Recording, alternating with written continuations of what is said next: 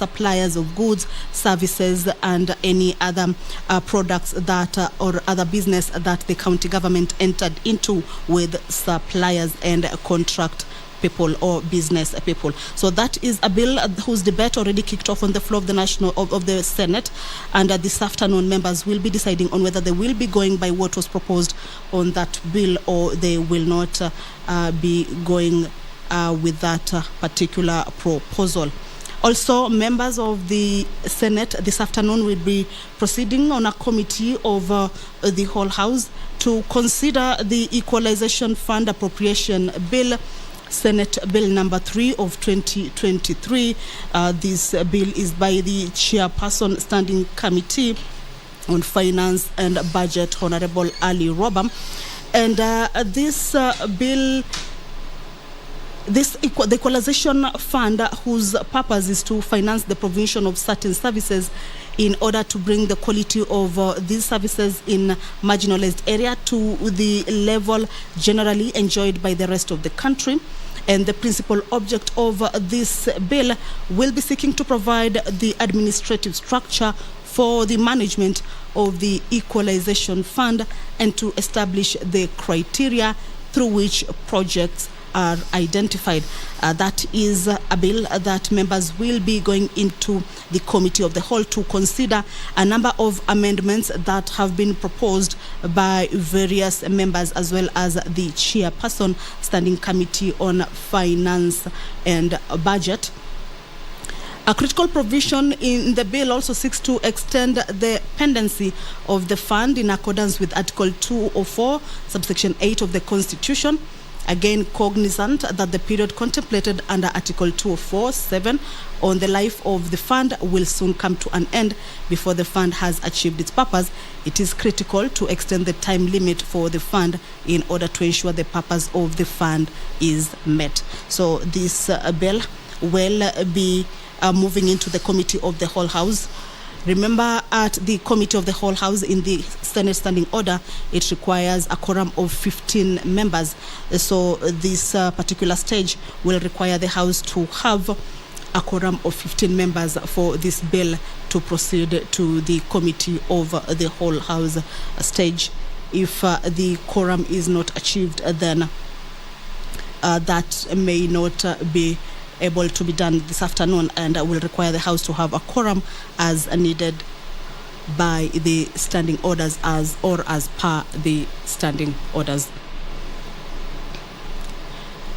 The members will also be going into the committee or proceed on a committee of the whole to consider the County Vocational Education and Training Bill, Senate Bill number 3 of 2022, and this is a bill by the Honorable Member for Homa Bay, Senator Moses Kajwang, and this bill is to put in place a legal framework to govern the establishment and management of vocational education and training within the county. Well, as you can see, the Deputy Speaker of the Senate, Honorable Kathuri Murungi, is in the chambers. He will be presiding over this afternoon sitting. Allow me to hand you over to this live broadcast brought to you by PBU in partnership with KBC. Good afternoon. Tuombe.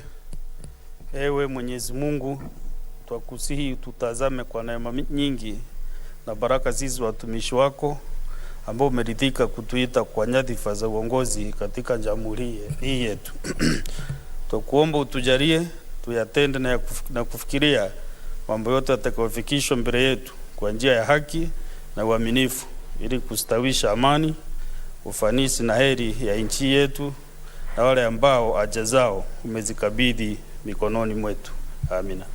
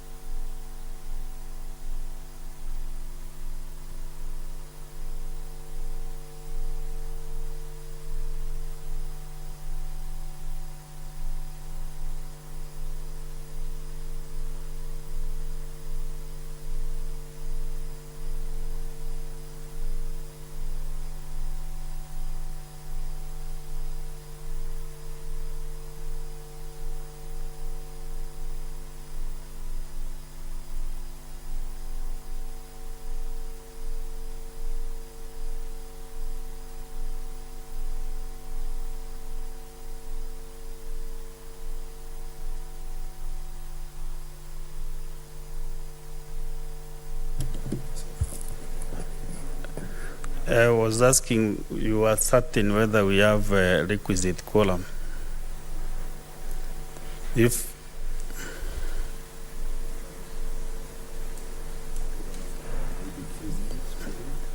I'm calling the bell for 3 minutes.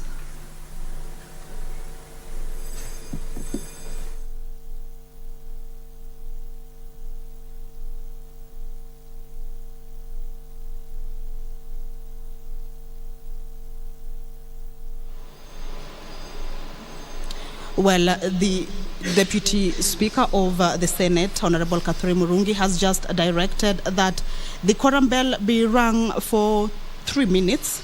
This is to allow members of the Senate who may be within the precincts of Parliament to be able to get into the chambers to enable the House achieve its quorum. And this is according to the House Standing Order. Standing Order number 39 on the quorum of the Senate is that the quorum of the Senate or a committee of the whole shall be 15 senators.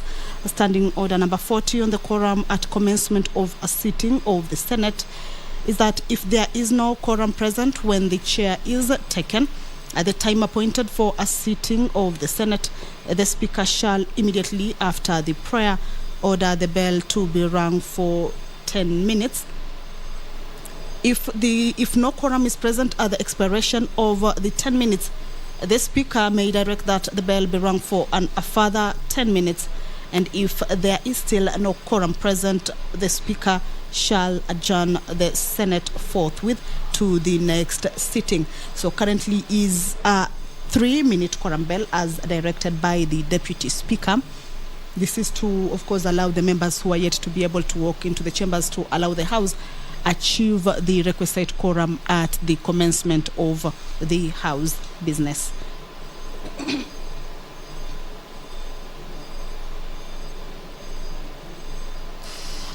And well, quorum has been achieved. Allow me to hand you over to this live broadcast. Good afternoon. My name is Kamche Menza.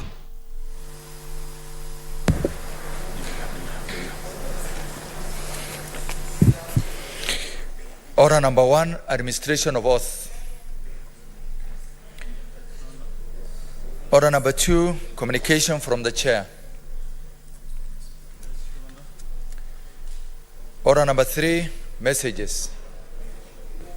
Next order. Order number 4, petitions.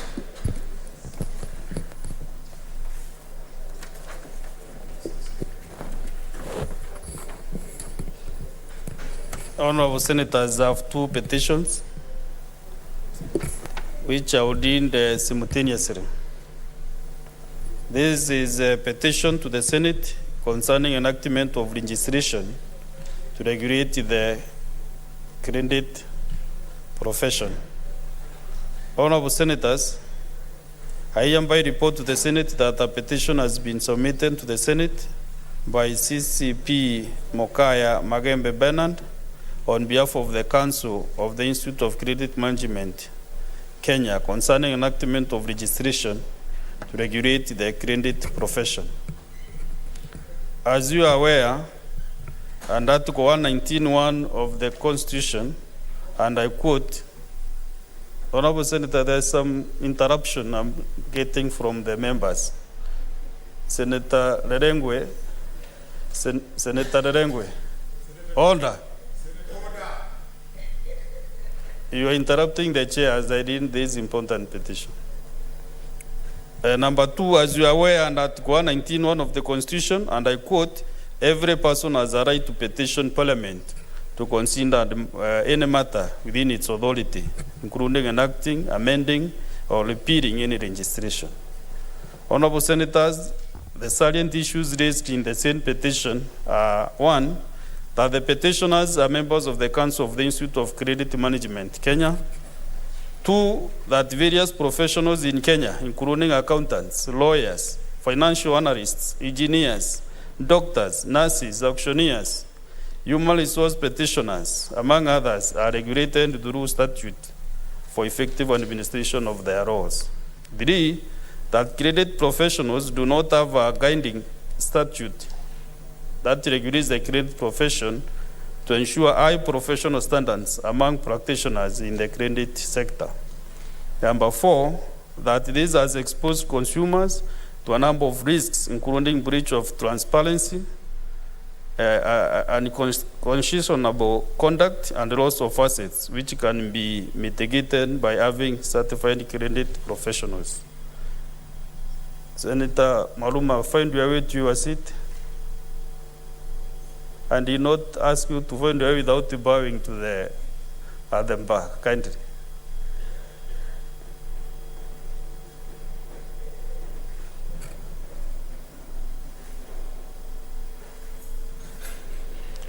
Number 5, that the enactment of legislation regulating the credit profession will establish a recognized legislated position of credit professionals in matters credit and debt management, provide a qualified and well-regulated credit profession, as well as provide accountable, reliable, and certified credit professionals, among other benefits.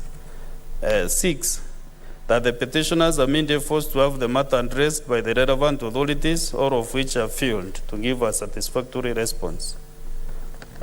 And number 4, the petitioners therefore pray that the Senate enacts a legislation to regulate the credit profession and specifically provide for the following, among other relevant provisions. 1, the establishment and membership of the Institute of Certified Credit Professionals. 2, the functions and management of the Institute. 3, the registration of credit professionals and issuance of annual practicing certificates.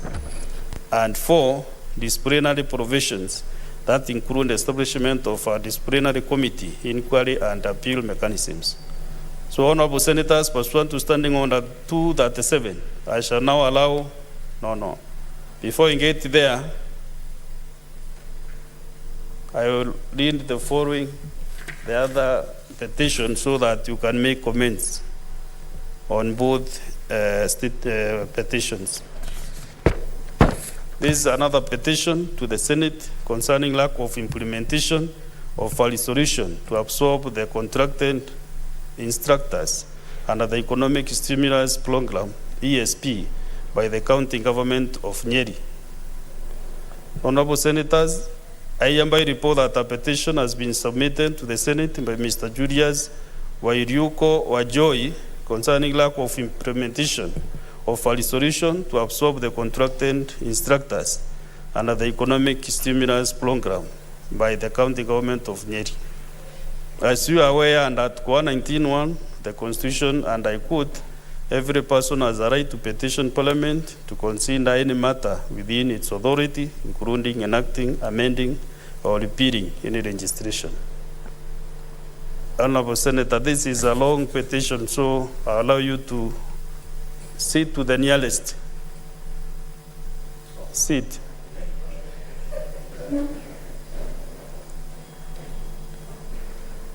Honorable Senators, the salient issues raised in this petition are the following.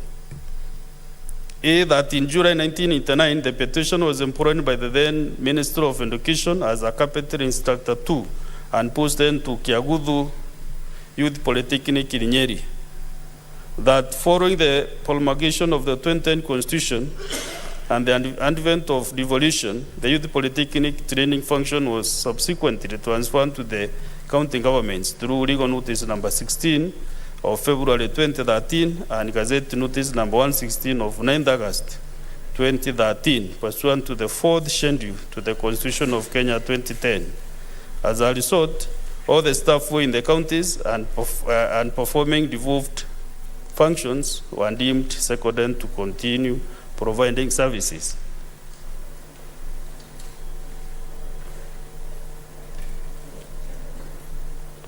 That on 2nd December 2014, a consultative meeting was held between the Minister of Devolution and Planning, the Minister of Education, Science and Technology, and the Transition Authority to address numerous issues that were facing the transition of youth polytechnics. And that the meeting resolved, among others, that the contracts of the instructors under the Economic Stimulus Program be extended up to 30th June 2015, and thereafter the instructors be absorbed by the county governments on permanent and pensionable terms. The county governments were required to make budgetary provisions to pay the staff following the passage of the County Allocation of Revenue Act. Honorable Senators, find your way to the nearest seats.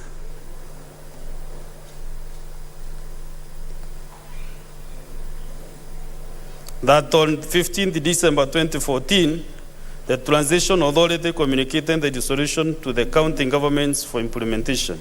Several counties implemented this resolution, but the county government of Nyeri has not implemented the same to date. And if that the petition has been forced to have this matter addressed by the relevant authorities, all of which have failed to give a satisfactory response. Number 4, the petitioner therefore prays that the Senate intervenes in this matter with a view of recommending to the county government of Nyeri to implement the resolution as required and compensate the petitioner for the period between 30th June 2015 to date. Honorable Senators, pursuant to Standing Order 237, I shall now allow comments, observations, or clarifications in relation to the two petitions for not more than 30 minutes.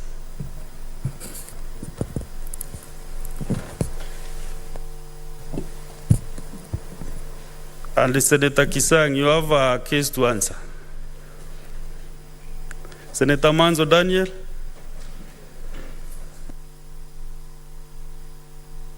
Thank you, Mr. Speaker, for giving me an opportunity to comment on this petition. I would like to comment on the second one in relation to the training institutes, which by the Constitution have been devolved to the counties.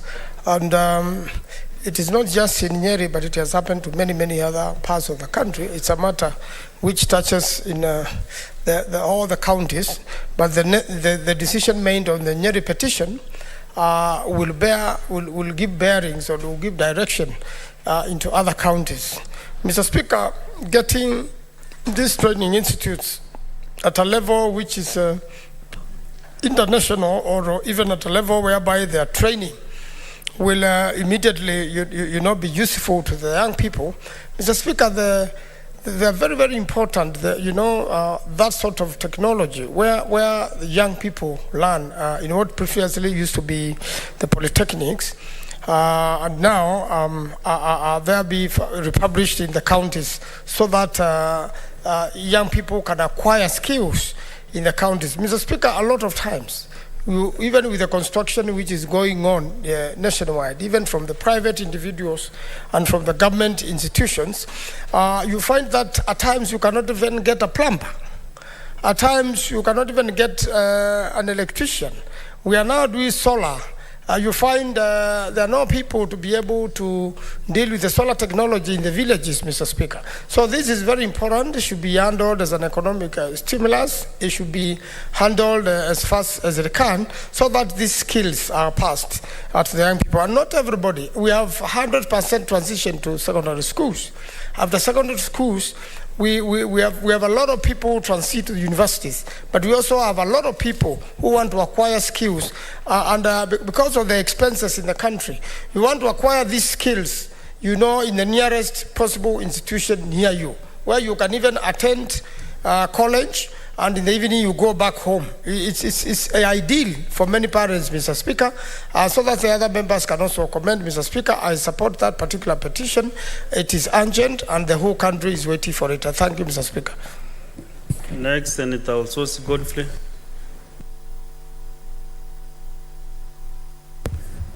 Thank you, Mr. Speaker. Mr. Speaker, I wish to comment on the first petition, which is a petition to request for the formation of a credit management institute, which will regulate the credit management profession in the country.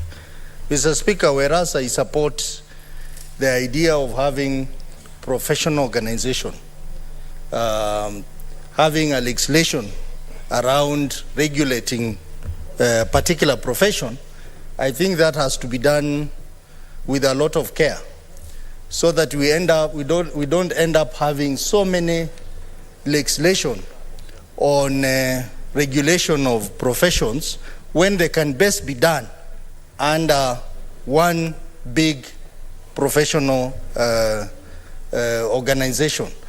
Mr. Speaker, when I look at credit management, it has a lot of financial aspects to it. There are issues of accounting, there are issues of auditing, and that can still be catered for under the Institute of Certified Public Accountants, which already exist. Mr. Speaker, I'm also aware that credit management is one of the certified courses offered by the examination body called CASNEB that deals with accounting courses, certification courses. So I think the committee that will be looking at this petition, they need to interrogate ISPAC to see the need of having a separate professional body under legislation to deal with one matter of credit management. I know ISPAC deals with the taxation issues, they deal with accounting, they deal with the auditing, and we have to be convinced that credit management can be dealt separately.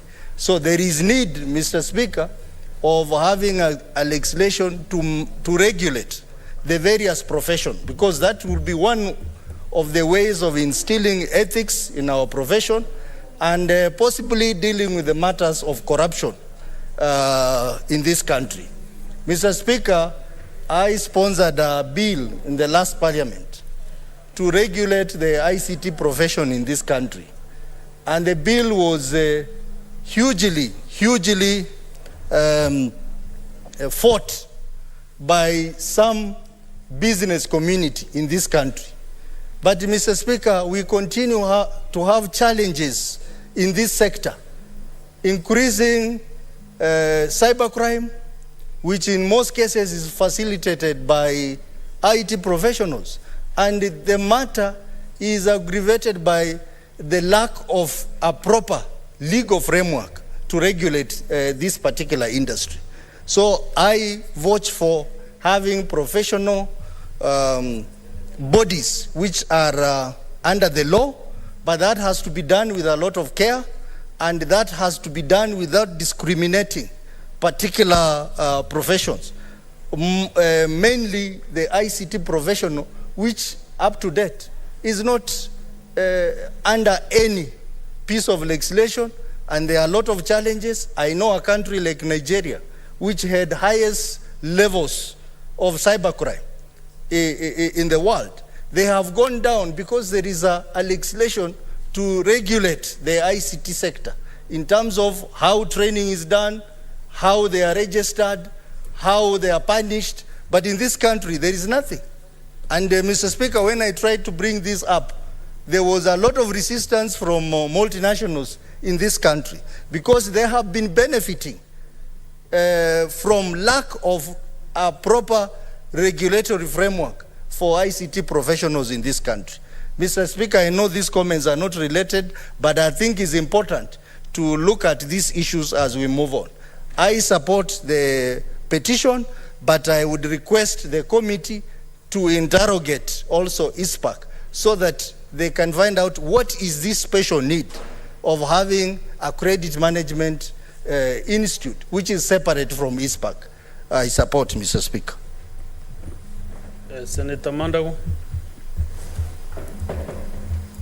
Thank you very much, Honorable Speaker. Honorable Speaker, I rise to support the petition from Nyeri on the instructors to the county vocational training colleges. Mr. Speaker, I think I stand here to confirm that the instructors to vocational training colleges are actually supposed to be employees of county governments, because vocational training colleges, the then village polytechnics, were devolved and are a function of county governments. And Mr. Speaker, I know there was a big issue on the question of staff who are on contract, but since resources follow function, and when you accept a function, or accept to run a county government, Mr. Speaker, you must accept the assets and the liabilities of that county to be able to manage. And therefore, I really support the petitioner in that the county government of Nyeri ought to have actually, they should have employed all those instructors in vocational training colleges on permanent and pensionable terms. Mr. Speaker, I am a witness that this is a matter that was agreed between the Council of Governors and the then Transition Authority, and I think that matter was rested. County government of Nyeri should be taken to task as to why those staff have been subjected to discriminative terms in terms of employment. I therefore want to urge my colleague senators to support this petition and make sure that those employees of vocational training colleges get what is rightfully theirs in terms of placement. And Mr. Speaker, it should be noted that if county governments don't staff those vocational training colleges, then counties are at risk of this function being referred back to national government. I know there has been discussions by members of parliament on the role of vocational training colleges. There is need for those vocational training colleges to remain at that devolved level. In fact, the law was very clear that we must have a vocational training college in every ward, despite the constraint of resources available to counties to actualize that. But I think progressively over time, that is where we need to go, and that is why we cannot afford to have instructors who are on contract terms or casual terms of people who are dissatisfied to perform their duties, to perform that, and we expect our vocational training colleges to come up and to be able to impart the necessary skills to the citizens of our very counties. So, Mr. Speaker, I support that petition, and I think the county government of Nyeri should ensure that those vocational training instructors are actually absorbed. And probably they would be the only ones among us, the counties, who have not absorbed those economic stimulus instructors to our vocational training colleges. Mr. Speaker, I support the petition. Thank you, Senator Okongo Mogeni.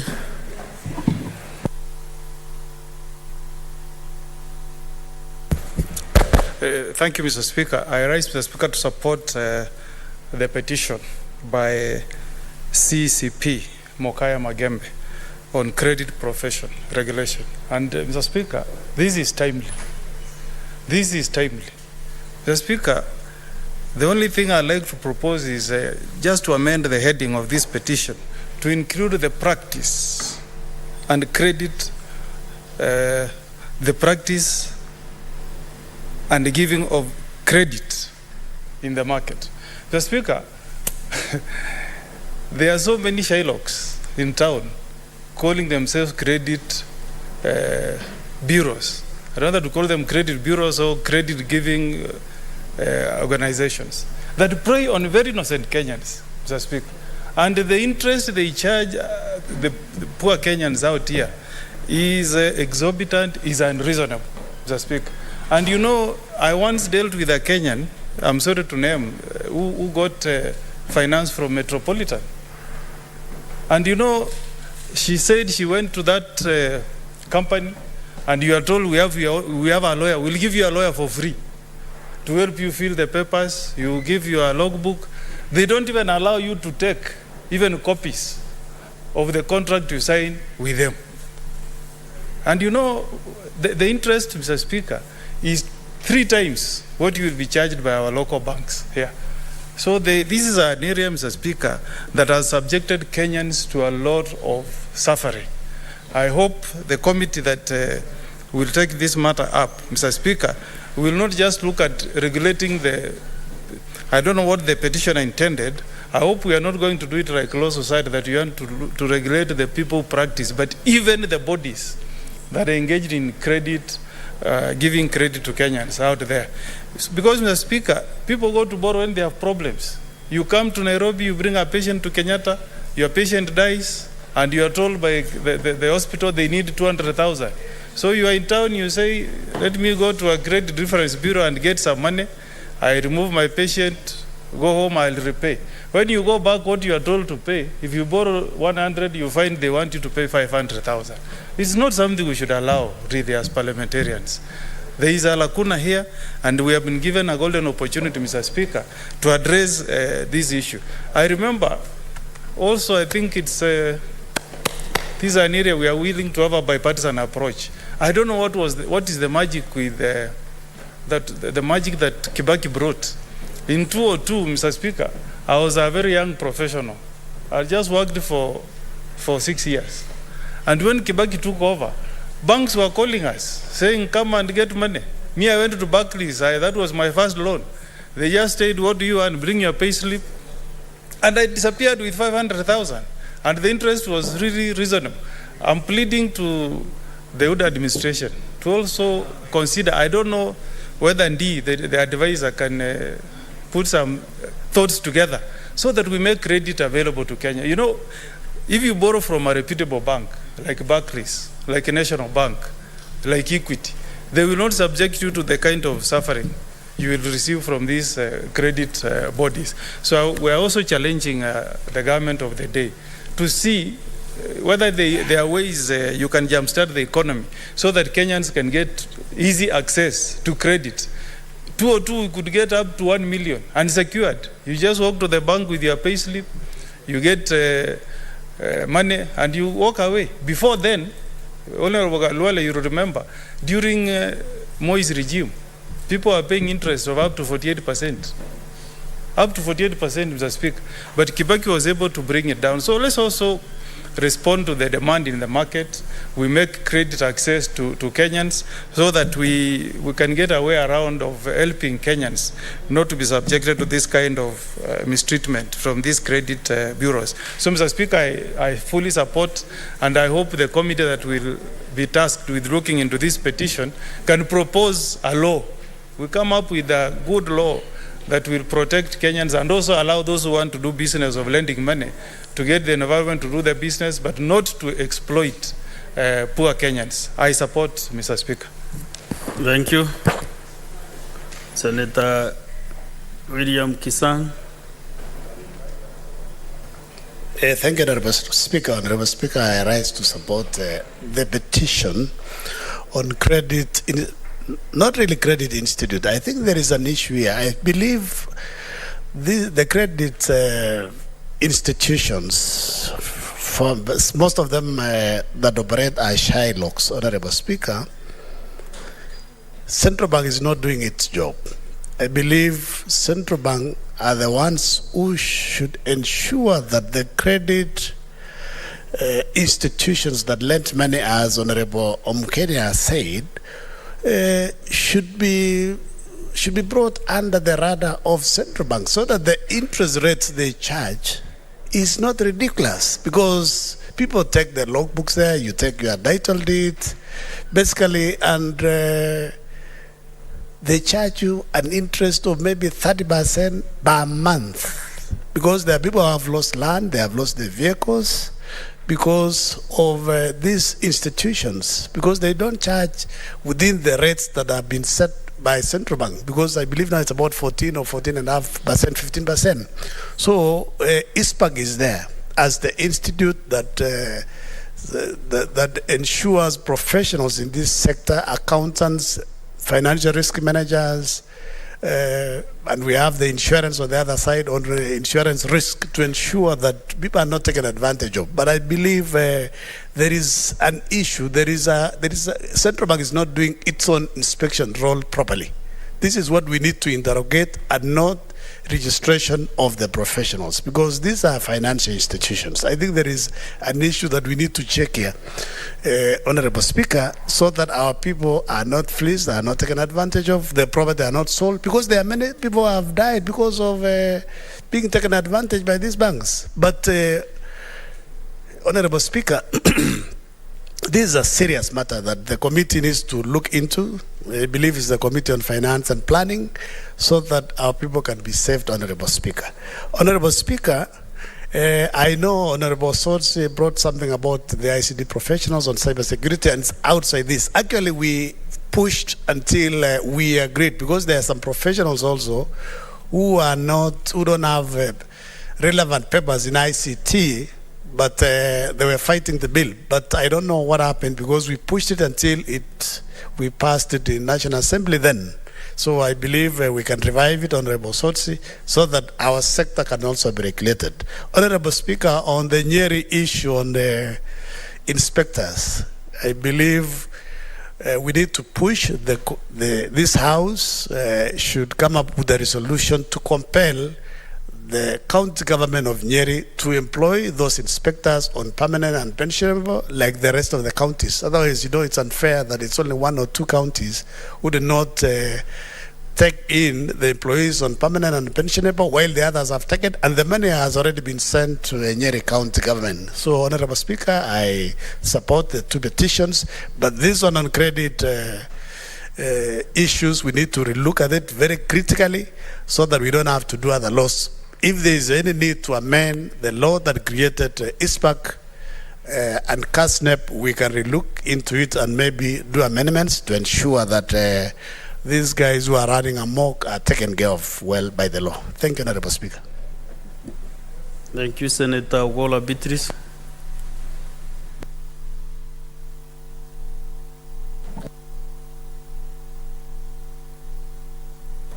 Thank you, Honorable Speaker, for giving me the chance. Honorable Speaker, I rise to support the petition by one Julius Wanjoy concerning the instructors that were employed by the Ministry of Education under the Economic Stimulus Program by the county government of Nyeri. Honorable Speaker, the Transition Authority was a legal entity that was put in place to ensure that everything was harmonized at the onset of devolution. And Honorable Speaker, it is important that the government speak to themselves, that these instructors under this program were employed to enhance the staffing at the vocational training. Honorable Speaker. Honorable Speaker, I support that the instructors should be considered for retention by the county government of Nyeri, and they also be compensated. Honorable Speaker, these instructors, having been engaged by the ministry, and because Transition Authority was to harmonize all these operations, and as Senator Governor Mandago has stated just before me, all this staff were taken over by county governments all over the Republic. It is so then unfair that the Nyeri County government chose not to retain this staff, Honorable Speaker. And Honorable Speaker, it may be unfortunate that the Nyeri County government may have put aside these instructors only to advertise and employ others rather than retaining the ones that they have. And Honorable Speaker, that is why this must be considered, because we have to be fair to these instructors. Honorable Speaker, somebody was employed in 1989. Having given services to the government and having given skills to the instructees, it is not fair that at some years after, they are not retained by a government that takes over. What is so peculiar in Nyeri County that other counties took over their staff, and that was the main purpose of the Transition Authority that was done, that was harmonized in most of the counties. I therefore support that this is looked into and the rights of these instructors is respected, and they be retained and they be compensated. And Honorable Speaker, I support.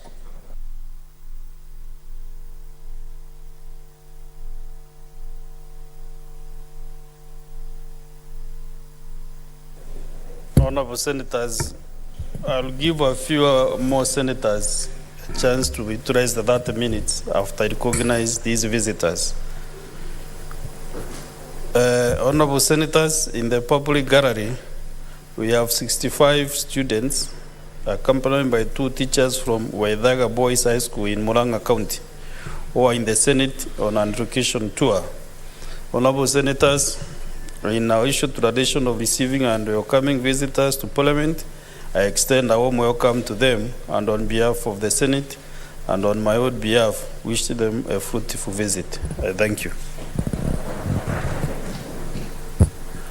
Senator for Murang'a County.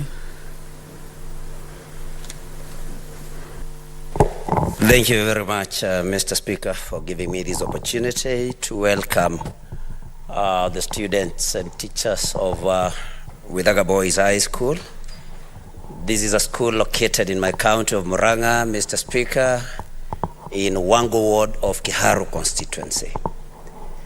And this is a school that prides itself of having produced the first PhD holder in the country, Mr. Speaker, and that is Dr. Julius Gekonyo-Kiano. And so, Mr. Speaker, even as I welcome this group of students and their honorable teachers, I want to encourage them that what Gekonyo-Kiano did those many years is still possible. And there are others, Mr. Speaker, that come or that went through Waithaga Boys, and that is we have Professor Kamwea, a professor in Eldoret University, Mr. Speaker, Professor Abel Macharia, amongst others.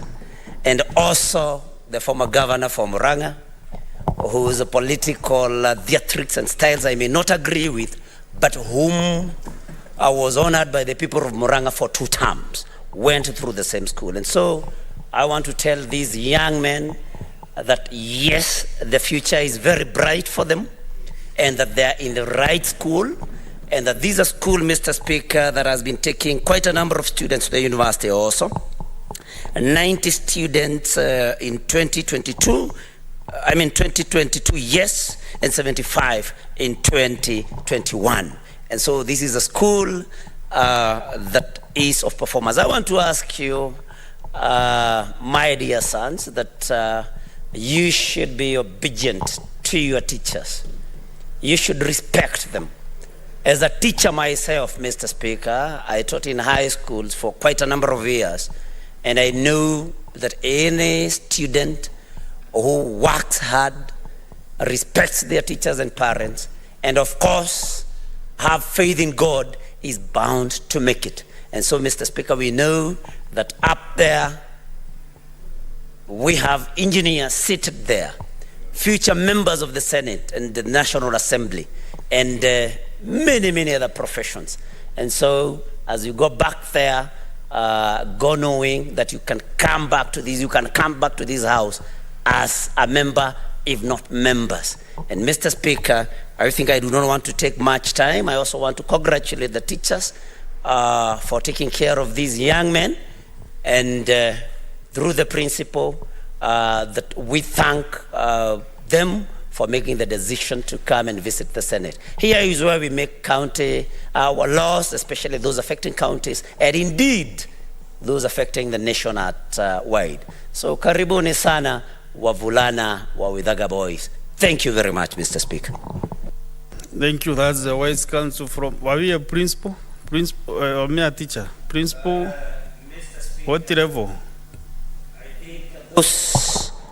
That I never did any interview to be promoted to be principal.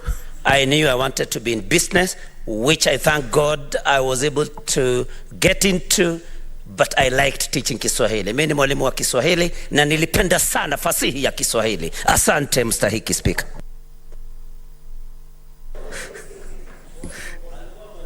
What is out of order, Senator Kajwang? Mr. Speaker, it is very rare for the Speaker to be disorderly. In fact, it should never happen. I am a son of a teacher, and I heard you ask the distinguished senator from Murang'a whether he was a principal or a mere teacher. A teacher is a teacher. He is a great person who made us come to this house, who gave us the education we have, who gave us the knowledge we have. And Mr. Speaker, perhaps the most important teacher in our lives is the one who taught us how to read and write. Try teaching your child to read and write at home, Mr. Speaker. You are out of order, Senator Kajwang. Resume your seat. Mr. Speaker. Let's proceed now with Senator Boni Karwale. We are going now back to the petitions. Senator Boni Karwale. Thank you, Mr. Speaker. Mr. Speaker, just as I rise to comment on this petition, allow me to help the Senator of Murang'a distinguished that you cannot mention the greatness of the leadership that has come from Murang'a without starting with the name of the real father of multi-party democracy in this country, Kenneth Njindo Matiba. Mr. Speaker, I support this petition by Mr. Magembe on the matter of credit rating. Not credit rating, but credit management. It is so important, and I think it was captured very well by the Senator of Nyamira. There are so many conmen who capitalize on only one thing. They capitalize on the amazing financial illiteracy that exists in this country. Anytime you are conned by any one of these people who purport to offer cheap credit, including Shylocks, it is a confirmation, Mr. Speaker, that you are financially illiterate. Mr. Speaker, money is so fundamental in life that we should find an instrument of actually infusing it into our syllabus so that our children start becoming financially literate as early as possible. And what is financial literacy? Every child, every Kenyan, to avoid this conman, you need to know that anytime you have some money, it doesn't have to be much, you have to know how to manage it. And that management includes, Mr. Speaker, an idea of how you will spend it. Mr. Speaker, which you people with fat English call budgeting. And beyond that, you should have knowledge of how to use the money, which you people call again in fat English, investing. We need these basic skills so that these people should be run out of business. Mr. Speaker, the thing is so serious that I remember 10 years ago, 10, 15 years ago, there was the disaster of pyramid schemes. The Ponzi schemes that existed in this country, some of them that were actually being perpetrated by elected members of parliament, capitalizing on, again, what I have called here financial illiteracy. I therefore want to appeal to the committee to take up this matter very seriously, because this gentleman is actually indicting parliament that we are sleeping on our job. We should do a watertight piece of legislation to throw these people completely out of business. Mr. Speaker, with those few remarks, I support this petition very strongly. Thank you, Majority Whip. Senator Mwinyi Haji Mohamed. Asante Mheshimiwa Spika kunipa fursa ya kuunga mkono ardhi hali ambayo imeletwa bungeni na Julius Wairiuko wa Njohi kuhusiana na kutokutekelezwa kwa maazimio ya kuajiri wafanyikazi katika kaunti ya Nyeri. Mheshimiwa Spika, ni masikitiko kwamba miaka 10 sasa wafanyikazi hao hawajaweza kuwekwa katika kazi na kaunti ya Nyeri, Mheshimiwa Spika. Na kama tunavyojua Mheshimiwa Spika, stimulus package ilikwisha, serikali za kaunti zikaanza kazi, na hawa wakasaulika kabisa kutokana na utepetevu wa serikali ya kaunti ya Nyeri. Mheshimiwa Spika, ningependa tu kuongezea kwa kazi wanaofanya hawa wakufunzi ni kazi muhimu, kwa sababu wale wote ambao hawafaulu kwenda kwa diploma colleges, kwenda university, wanajifundisha kazi za mikono kupitia hizi taasisi ambazo hawa wanafanya kazi. Kwa Mheshimiwa Spika, kazi wanaofanya hawa ni muhimu sana, kwa sababu zile kazi zote za mikono, kazi za useremala, kazi za uwashi na nyinginezo, zote zinafundishwa na wakufunzi kama hawa. Na tumesema Mheshimiwa Spika, hata nafikiri imependekezwa kwa na 3% ya kodi ya nyumba. Zile nyumba ambazo zitajengwa zitahitajia watu kama hawa kuweza kuweka madirisha, kuweza kuweka milango na kazi za wiring ambazo haziwezi kufanyika Mheshimiwa Spika bila ya wataalamu kama hawa ambao wanajifunza katika kazi kama hizi. Kwa Mheshimiwa Spika, ni muhimu ardhi hali hii ifanywe kazi kwa haraka, kwa sababu tayari washangojea miaka 10.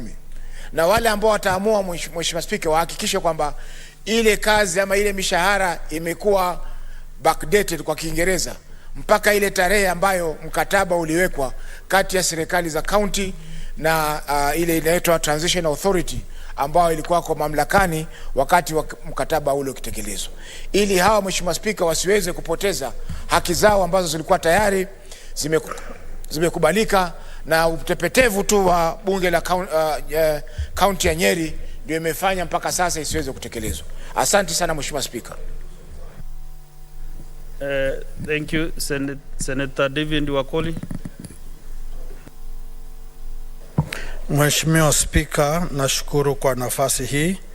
Ningependa kutoa hoja chache, hususan kwa wachapakazi ambao walikuwa wanafanya kazi katika serikali ya Mheshimiwa marehemu Mwai Kibaki katika mfumo wa kuzindua ama kuamsha uchumi uliokuwa unazorota hapa Kenya. Mheshimiwa Spika, watu hawa walichangia pakubwa. Wakati huo nilikuwa kiongozi wa vijana kule mashinani, na tuliweza kufanya kazi ya kupanda miti, kazi ya kuibua mitindo tofauti ya kukuza uchumi, ufugaji wa samaki na kadhalika. Na ni jambo la kusononesha sana kupata gavana ambaye ametoa uongozi na kuapa kwamba atafuata sheria na kanuni za katiba kuhakikisha kwamba kila Mkenya ambaye ana nafasi ya kazi anawajibika na vile vile anapata kipato kwa jasho lake. Haya vile vile Mheshimiwa Spika, yanadhihirika wakati huu wa serikali. Kuna wale wauguzi ambao wanahudumu chini ya mfumo wa UHC ambao mkataba wao umekamilika Ijumaa iliyopita, na tunapopiga kurunzi nyuma tunaona kwamba Mheshimiwa Rais na serikali yake walikuwa na mkutano kule Naivasha na magavana wakiahidi kwamba hawa chapakazi wa hudumu wa afya wataendelea kufanya kazi pasipo bugdha yote. Ifikiapo sasa Mheshimiwa Spika, wauguzi hawa hawajui mbele wala nyuma, hawajui hatima yao iko wapi. Na sisi kama serikali na sisi kama jumba la Senate, kazi yetu ni kudhibiti na kutetea ugatuzi. Wachapakazi kama hawa wahudumu wa afya na wale ambao wameleta hoja zao kwenye jumba hili la Senate lazima wapewe haki yao, walipwe jinsi inavyotakikana, ili mfumo wa afya na mfumo wa taasisi za vijana Kenya hii ziweze kupata nafasi inayostahiki na mgao wao wa bajeti katika serikali ya nchi ya Kenya. Kwa hayo machache Mheshimiwa Spika, naunga mkono utetezi wa Kenya huyu na kuomba kamiti inayohusika iweze kumuita gavana ama vitengo vya kaunti vijieleze ni kwa nini wanaendelea kuwanyanyasa wa Kenya ambao wamejitolea kufanya kazi japo kupata kipato kidogo. Asante Mheshimiwa Spika.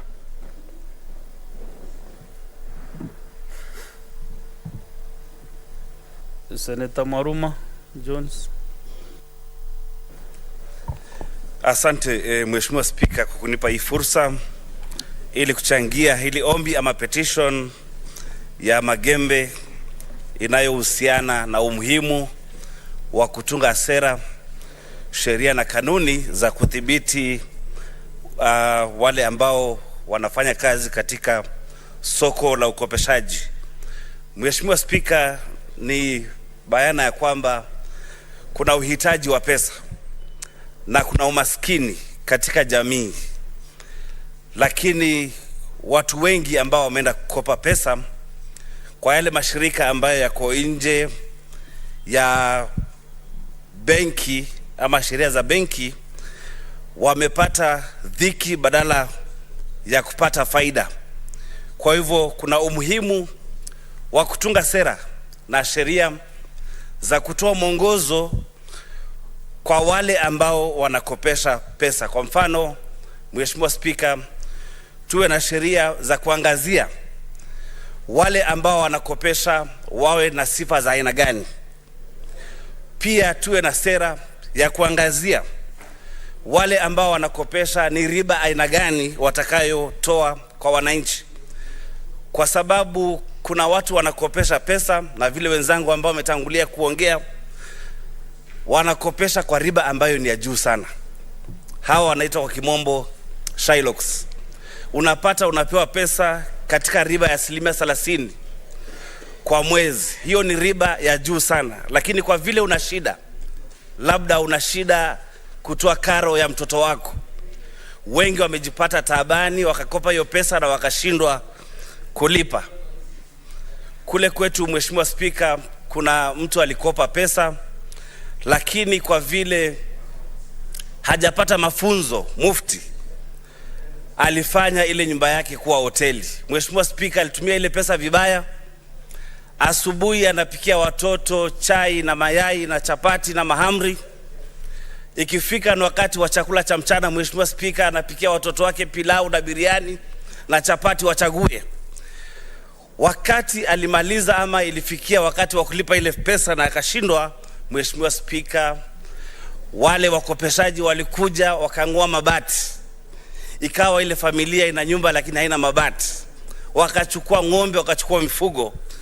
Kwa hivyo kuna umuhimu, Mheshimiwa Spika, na naunga mkono hili ombi la Magembe ya kwamba tuweke sera na sheria za kudhibiti hii soko ya kukopesha ambayo saizi haina udhibiti, ili watu wetu tuwatoe katika dhiki na wapate faida.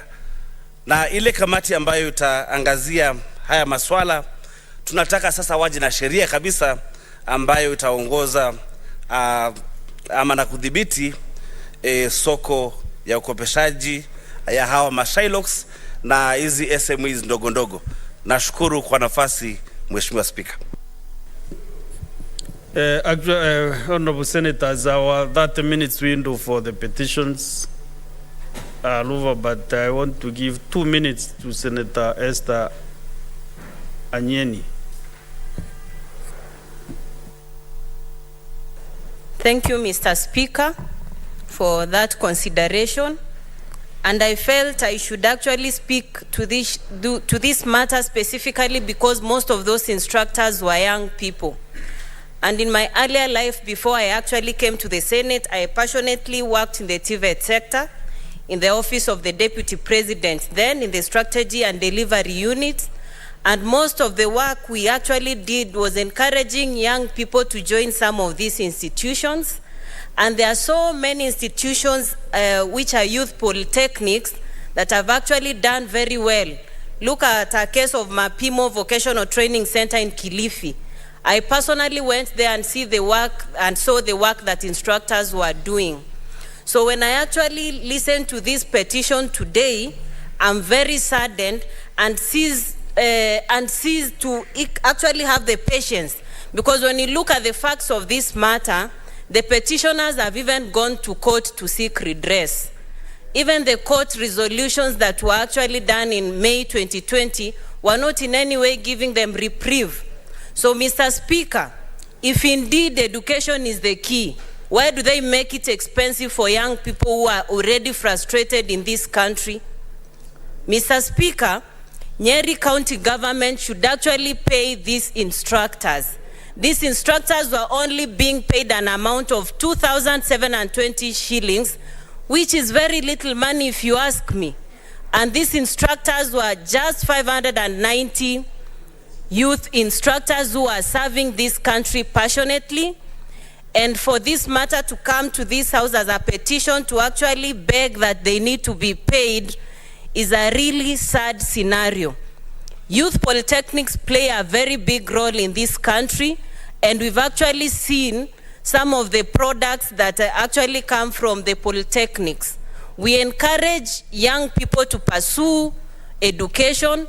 Those who do not get a chance to join university education continue to the polytechnics and the TTIs that are at the bottommost part of our society.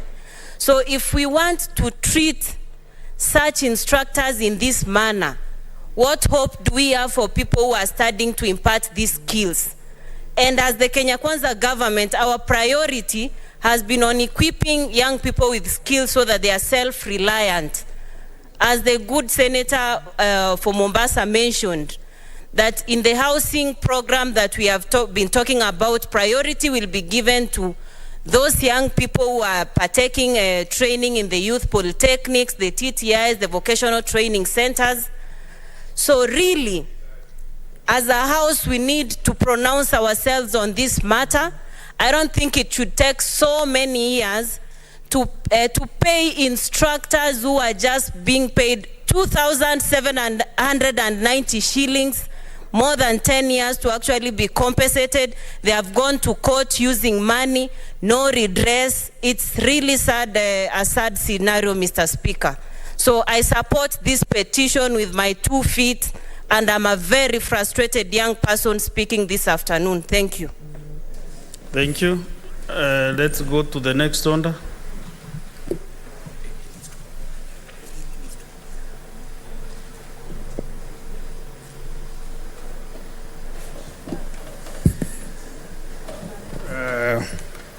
Honorable Senators, the petition concerning enactment of legislation to regulate the credit profession is committed to the Standing Committee on Finance and Budget, and the other petition by the petitioner from Nyeri, Mr. Julius Wajoi, stands committed to the Standing Committee on Devolution and Intergovernmental Relations. And Honorable Senators, in terms of Standing Order 2-82, the 2 committees are required in not more than 60 calendar days from the time of reading the prayer to respond to the petitioner by way of a report addressed to the petitioner and laid on the table of the Senate. Thank you. Next order. Order number 5, papers. Majority whip.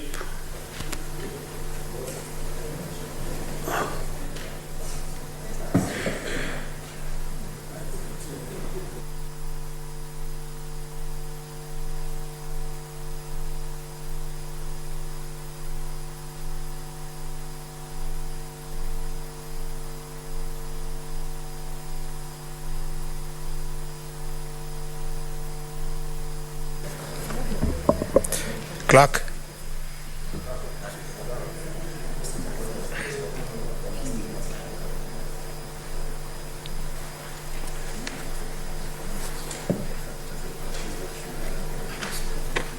What do I do?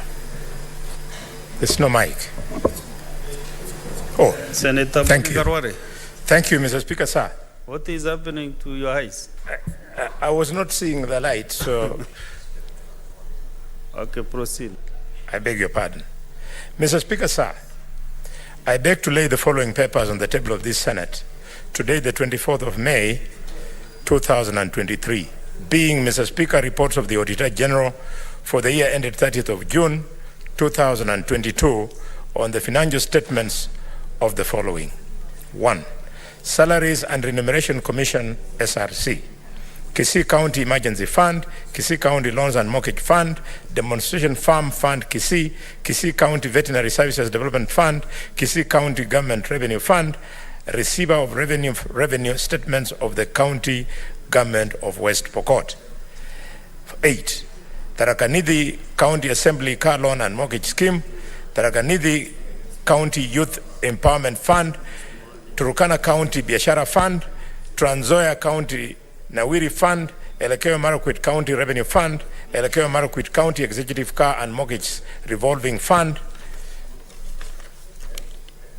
County Assembly of Nyamira, County Executive of Nyamira, and 16, Mr. Speaker, Kajiado County Government Revenue Fund, Kajiado County Government Receiver of Revenue, Kajiado County Disability Mainstreaming Fund, and number 19, Taita Taveta County Revenue Fund, Nandi County Government Revenue Fund, Lolotresh, Loikotiko Water Sanitation Company Limited, Kilifi County Ward Scholarship Fund, Uasin Gishu County Emergency Fund, Municipality of Kitale, Kitui County Textile Center, Ruiru Juja Water and Sewerage Company Limited, and Mr. Speaker, number 27, Nyamira County Executive Mortgage and Car Loan Scheme Fund, Nyamira County Assembly Car and Mortgage Loan Scheme Fund, Nyamira County Education Bursary Fund, Nyamira County Emergency Fund.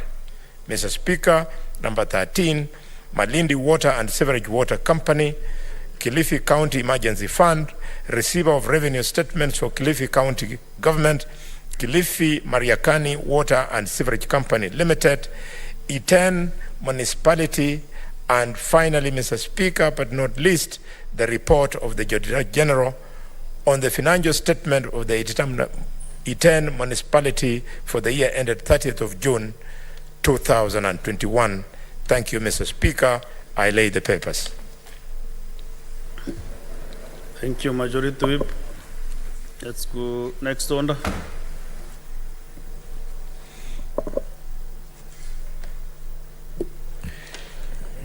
Order number 6, notices of motion. We have two notices. The first one from the office, from the majority leader. Who has that missing? That motion? Notice of motion.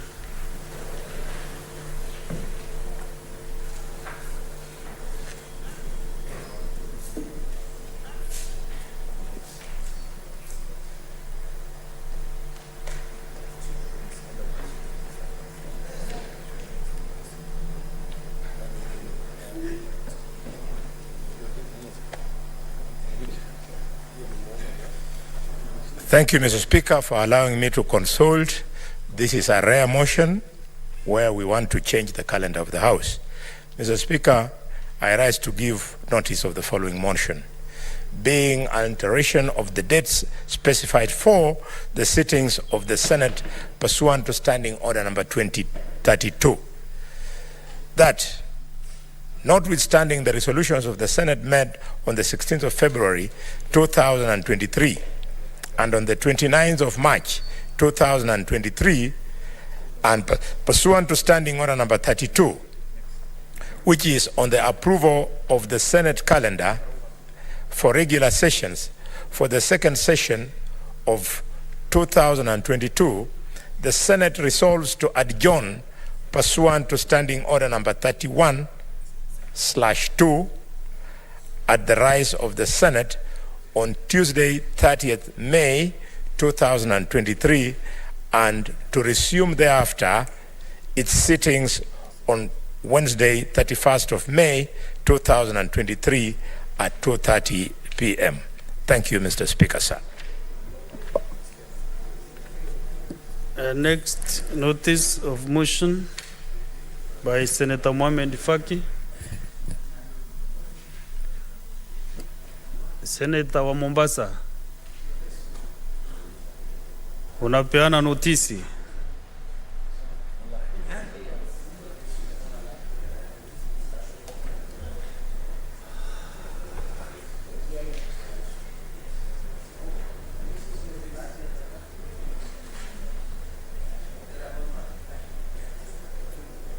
Thank you, Mr. Speaker, sir. Mr. Speaker, I give you notice of motion on urban planning for sustainable living.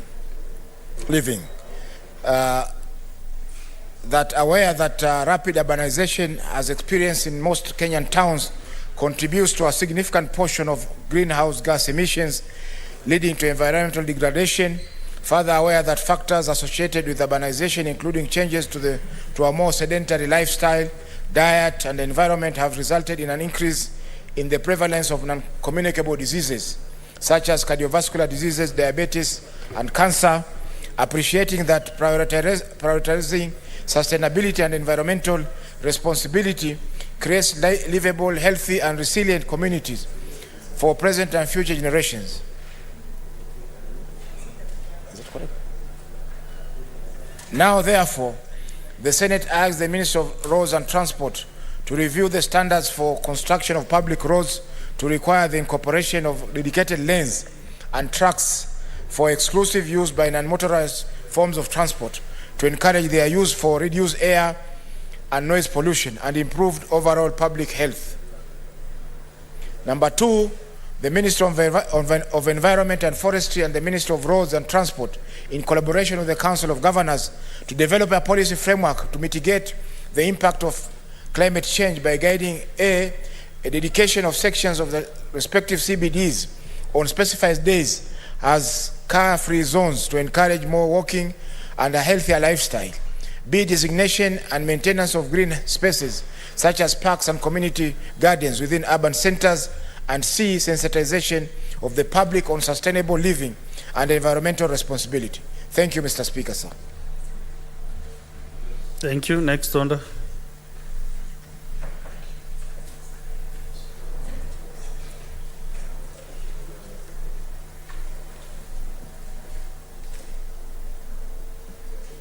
That's the next order. Order number 7, questions and statements. We have several statements under standing order 53-1. We start with the Senator for Kiambu County, Senator Karungo Dango.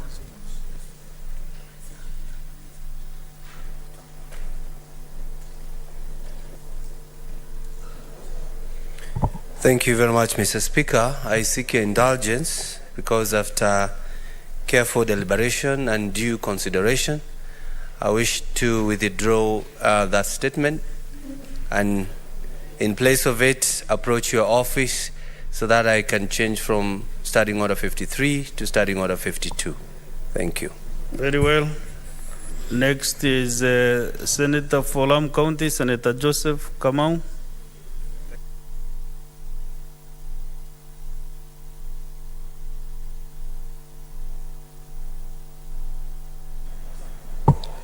Thank you very much, Mr. Speaker. I rise pursuant to Standing Order 53, subsection 1, to seek a statement from the Standing Committee on Land, Environment and Natural Resources regarding the compulsory acquisition of land by the government in Lamu County.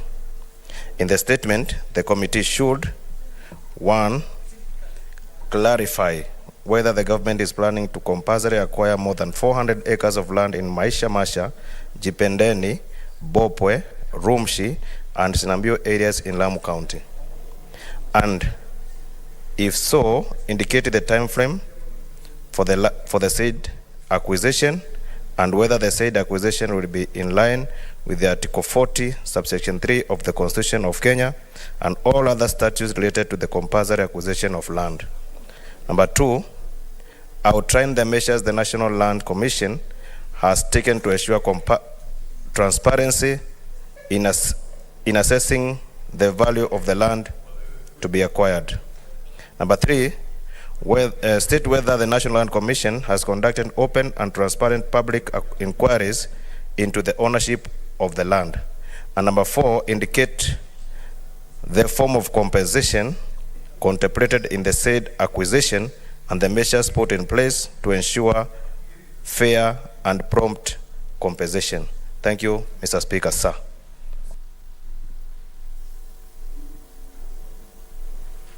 You want to make a statement on, comment on this statement?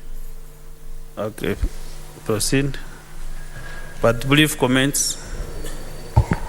Thank you, Mr. Speaker, sir. I want to congratulate Senator Kituku our newest member of Kenya Kwanza coalition under Jubilee. Mr. Speaker, there is no day that goes without issue of compulsory acquisition.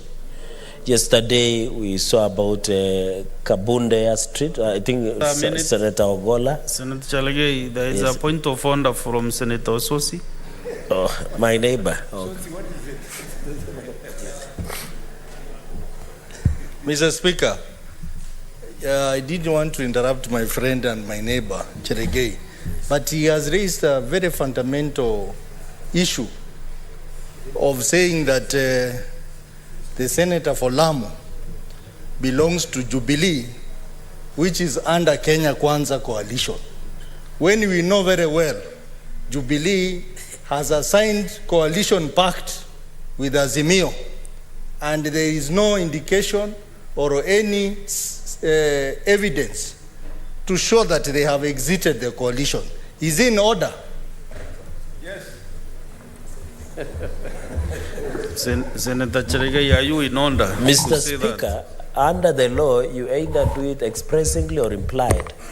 Impliedly, Jubilee at the moment works closely with Kenya Kwanza. And it is unfortunate that Senator Otsoti, who is my neighbor from Sasa going to Vihiga, when it fits them, they say Jubilee is part of them. When it does not fit them, they say Jubilee is not part of Azimio. So they should be fair to Kenyans that they cannot have their cake and eat it, Mr. Speaker. And Mr. Speaker, you under Article 40 on the protection of right to property, the issue of compulsory acquisition, Mr. Speaker, has been decided by courts. I remember the case of Cherunya's case in Eldoret, where government took over. Senator, you executed your point of order. Are you on another one? Mr. Speaker, you know, I've listened to his response to my point of order, and he has even created room for further point of order from me. Because, Mr. Speaker, this is a house of record, and we go with the evidence that is there. Jubilee, as it is now, regardless of what is happening outside there, is a member of Azimio coalition. And that's why the members of Azimio are seated on this other side. They have not gone on the other side. So it should go in record to this house that Azimio is still a member of Jubilee coalition. And when a senior member like Cheregei, who is also very close to the house on the hill, can come here and say Jubilee belongs to Kenya Kwanza, I think that's a very material statement that requires further interrogation by this house. So is he in order to mislead this house that Jubilee is in Kenya Kwanza when legally, even at the office of the registrar of political party, we know that Jubilee, the legal one, led by former President Uhuru Kenyatta, still belongs to Azimio coalition, and is a fact. Okay. There is another point of order from Senator Kamau Joseph Giduku. Yes, can you go on record and say the next? Thank you very much. Thank you very much, Mr. Speaker. Mr. Speaker, sometimes I wonder when these people called the ODM people or Azimio members, Mr. Speaker, I don't deny I'm a part of the Azimio, but Mr. Speaker, right now in your table there is a letter that has been written by the whip of the Azimio side. Mr. Speaker, they want to whip us from the committees. They are saying that we don't belong to the coalition, Mr. Speaker, and when it comes to what maybe suits them, Mr. Speaker, they start claiming that we own them, Mr. Speaker, that we are on their coalition side. But Mr. Speaker, I want to say this, that if they really believe that we are part of Azimio, Mr. Speaker, they should withdraw that letter that they had written about trying to do whippers from the committees, Mr. Speaker. But meanwhile, Mr. Speaker, we have shown the interest of working with the government because, Mr. Speaker, we believe that working with the government, that is the only time that, Mr. Speaker, this government can be able to deliver the manifesto and, Mr. Speaker, work for the people that elected us, Mr. Speaker. Mr. Speaker, these people, Mr. Speaker, need to stop being hypocrite. They are big hypocrites, and, Mr. Speaker, I want to say and state here categorically that, Mr. Speaker, the Azimio members must stop being hypocrite because they're hypocrite, Mr. Speaker. Senator Kamau, Senator Kamau, Senator Mohamed, if I wants to inform you, I don't know what he wants to inform you. Do you want to be informed by Senator Mohamed Faki? Mr. Speaker, Senator of Mombasa is part of the team that is trying to undermine us, Mr. Speaker. I don't want him to inform me anything because, Mr. Okay, I believe that they are part of the cartel that is trying to whip us from the committees. And, Mr. Speaker, these people need to be sincere. They need to be sincere. If they're told they need us, Mr. Speaker, they must be genuine. They should stop being the way they are, Mr. Speaker, because they are hypocrites of the highest order. And that's the reason, Mr. Speaker, Baba will never be the president of this country. Thank you. Senator, let me get two more points of orders, then we finish. Senator Kajwang Moses.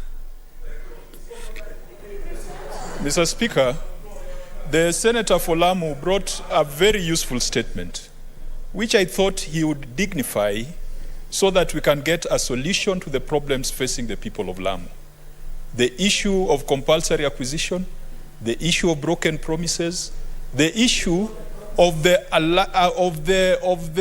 marginalization of the people of Lamu over the years. Mr. Speaker, I would ordinarily have responded to Senator Cherargei's preamble before he went into the substantive issues. In fact, I would have encouraged Senator Osotsi to ignore Senator Cherargei and treat his comments with the contempt that it deserves, because he does not speak for the majority side. He is not the leader of majority. He is not the deputy leader of majority. He is not the whip. He is not the deputy whip. He is not the chair of a committee. And so I want to encourage Senator Osotsi and the members on the minority side that those are personal comments that should be ignored and treated with the contempt that it deserves. Mr. Speaker, finally, I want to advise my good friend, the Senator for Lamu, that when you are being de-whipped from a committee, it does not have to be because of infidelity. It could be because of incapacity. You are not performing. You are not performing. It is not infidelity. And so it is a right of the minority side. If you are put to perform, for example, in the Agriculture Committee, and you are not performing, then you can be removed. So Senator for Lamu must know that any decision on the whipping is not because of their infidelity, which is a matter of public knowledge. It is an issue of their individual incapacity to do the work that they are supposed to do.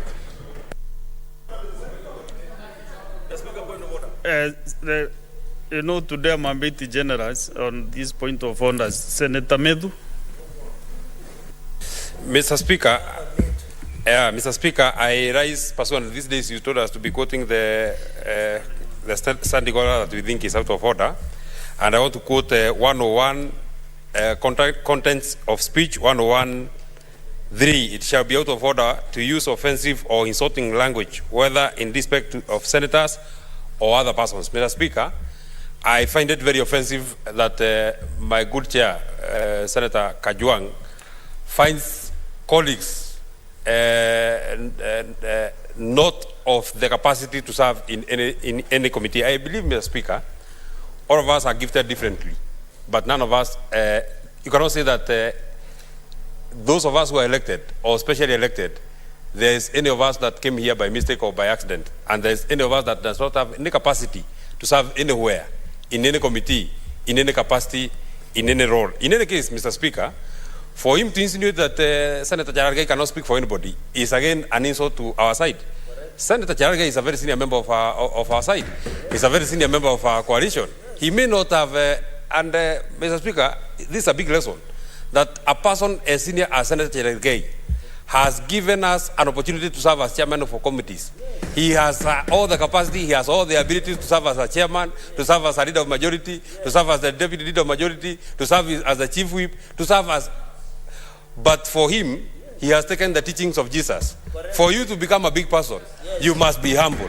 He has taken humility, and it should not be taken as a weakness, Mr. Speaker. I thank you very much.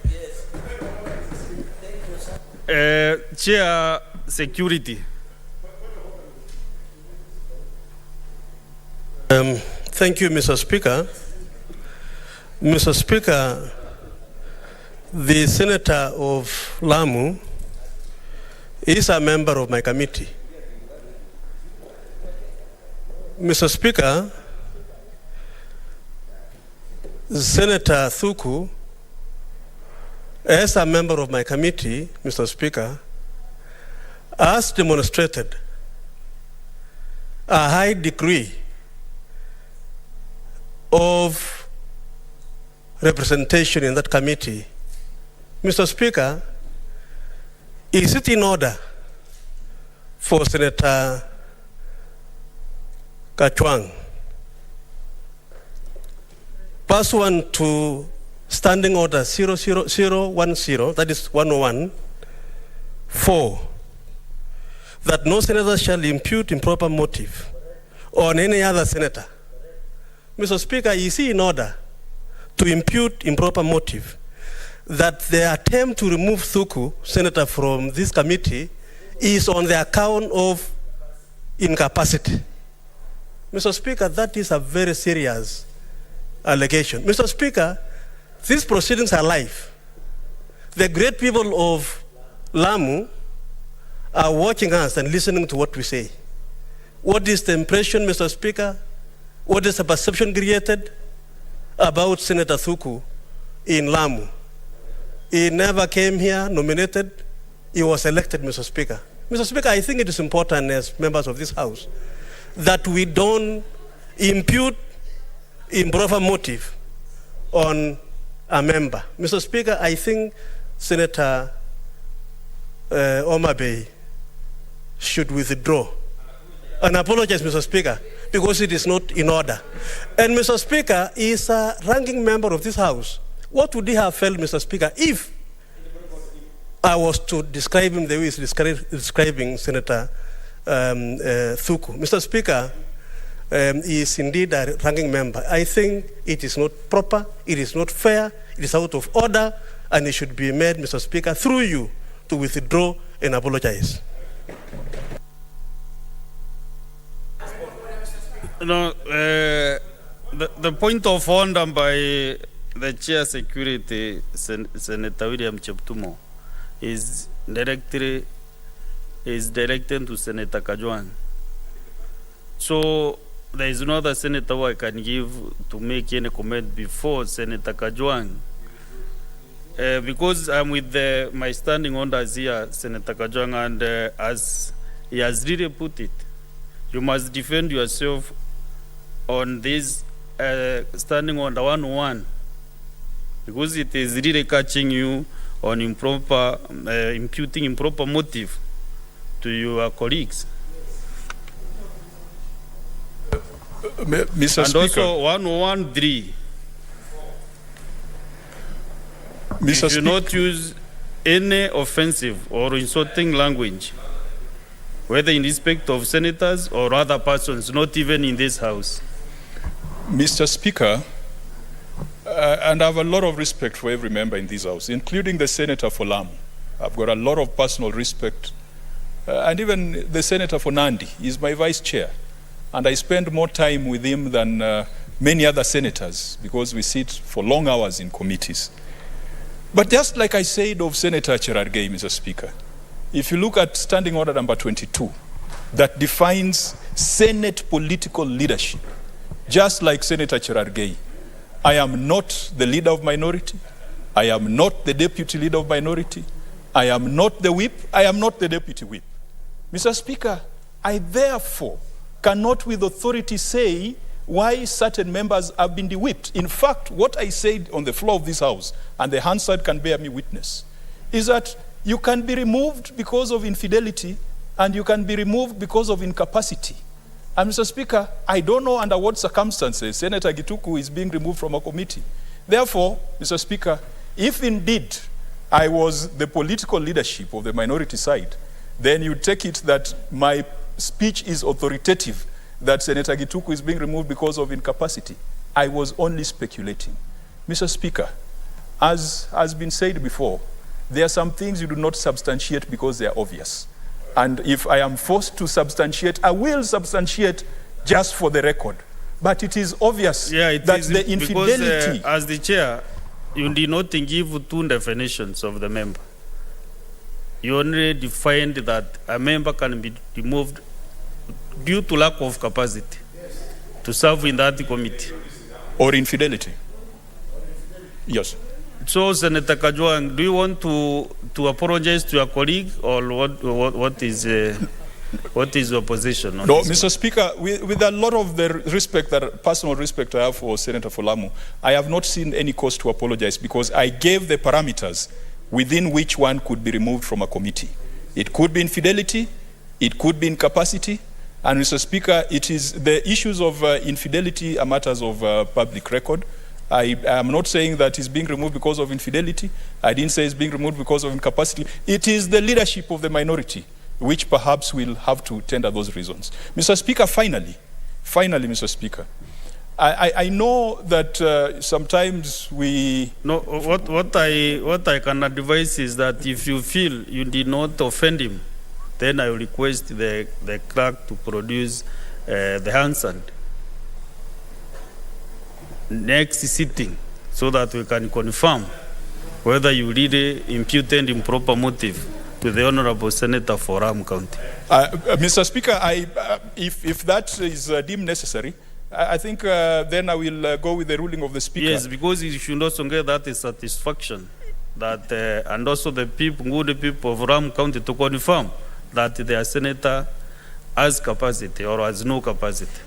And Mr. So you allow maybe on that matter we stop it there until I get the answer.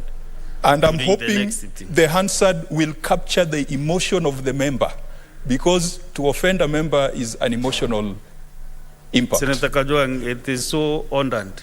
Thank you. I want us now to make progress. But there is one thing also that as the chair I should also give some, I want also some clarification when I'm presiding here. Senator Chalagai is your vice chair. And when you are describing him, you said he does not chair a committee. So I'm wondering, do you at any time even think remotely that when you are not around, you can chair your committee? So,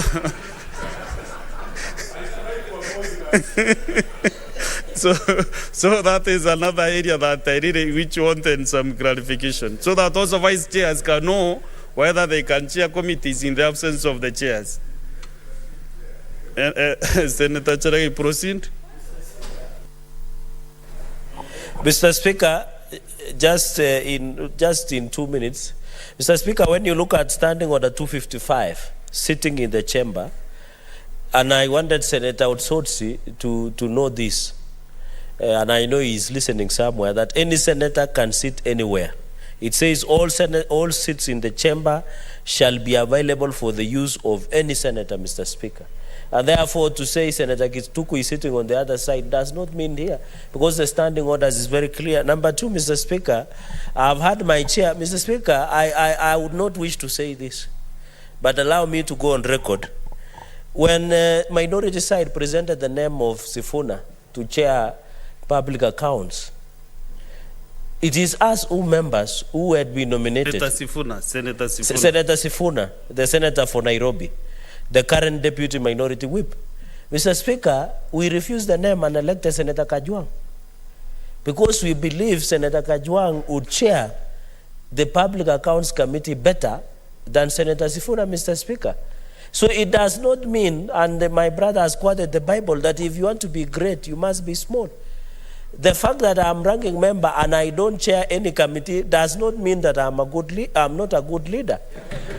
I'm a good leader because I'm allowing other leaders to grow, Mr. Speaker, because if you want to lead, you must allow others to lead. The problem with Senator Kajwang is political mentor.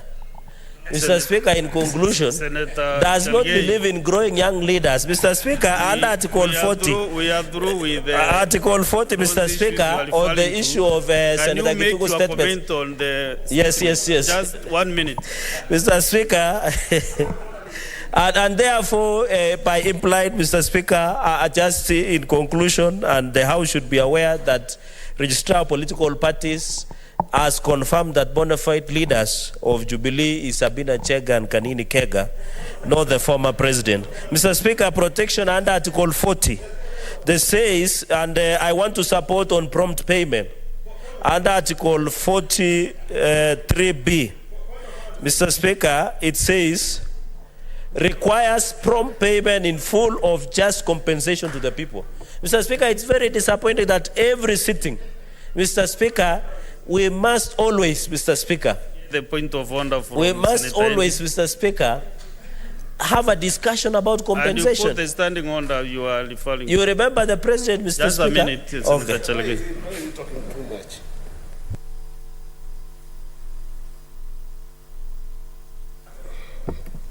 Mr. Speaker, I rise under Standing Order number 103. When members of this House choose to make pronouncements, Mr. Speaker, on issues that are sub judice or even considered sacred, then it becomes out of order, Mr. Speaker. And especially when such kind of pronouncement do touch on critical beliefs and fundamental orientations of the people in the grassroots, Mr. Speaker. If today Senator Cherigei stands here and talks about the membership and the leadership of Jubilee Party, which, Mr. Speaker, just yesterday, the tribunal made a pronouncement that clearly states that it did reinstate the position of Honorable Kioni and Honorable Murathe, and in that submission, the matter is still actively being prosecuted upon by the tribunal, Mr. Speaker. Is it in order for the senator of Nandi to keep on referring verbatim to things that do not exist and to keep on directing this House that the leadership of Jubilee is, as his source says, that Sabina Chege and Kanini Kega are the leaders of Jubilee?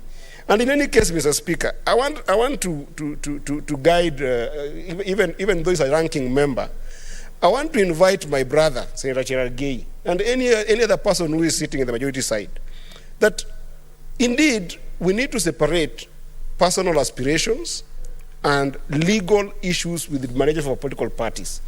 Because, Mr. Speaker, we know very well that in this country, the political parties organization are guided by law. And one of the laws that we have put in these houses of parliament, Mr. Speaker, is the Political Parties Act.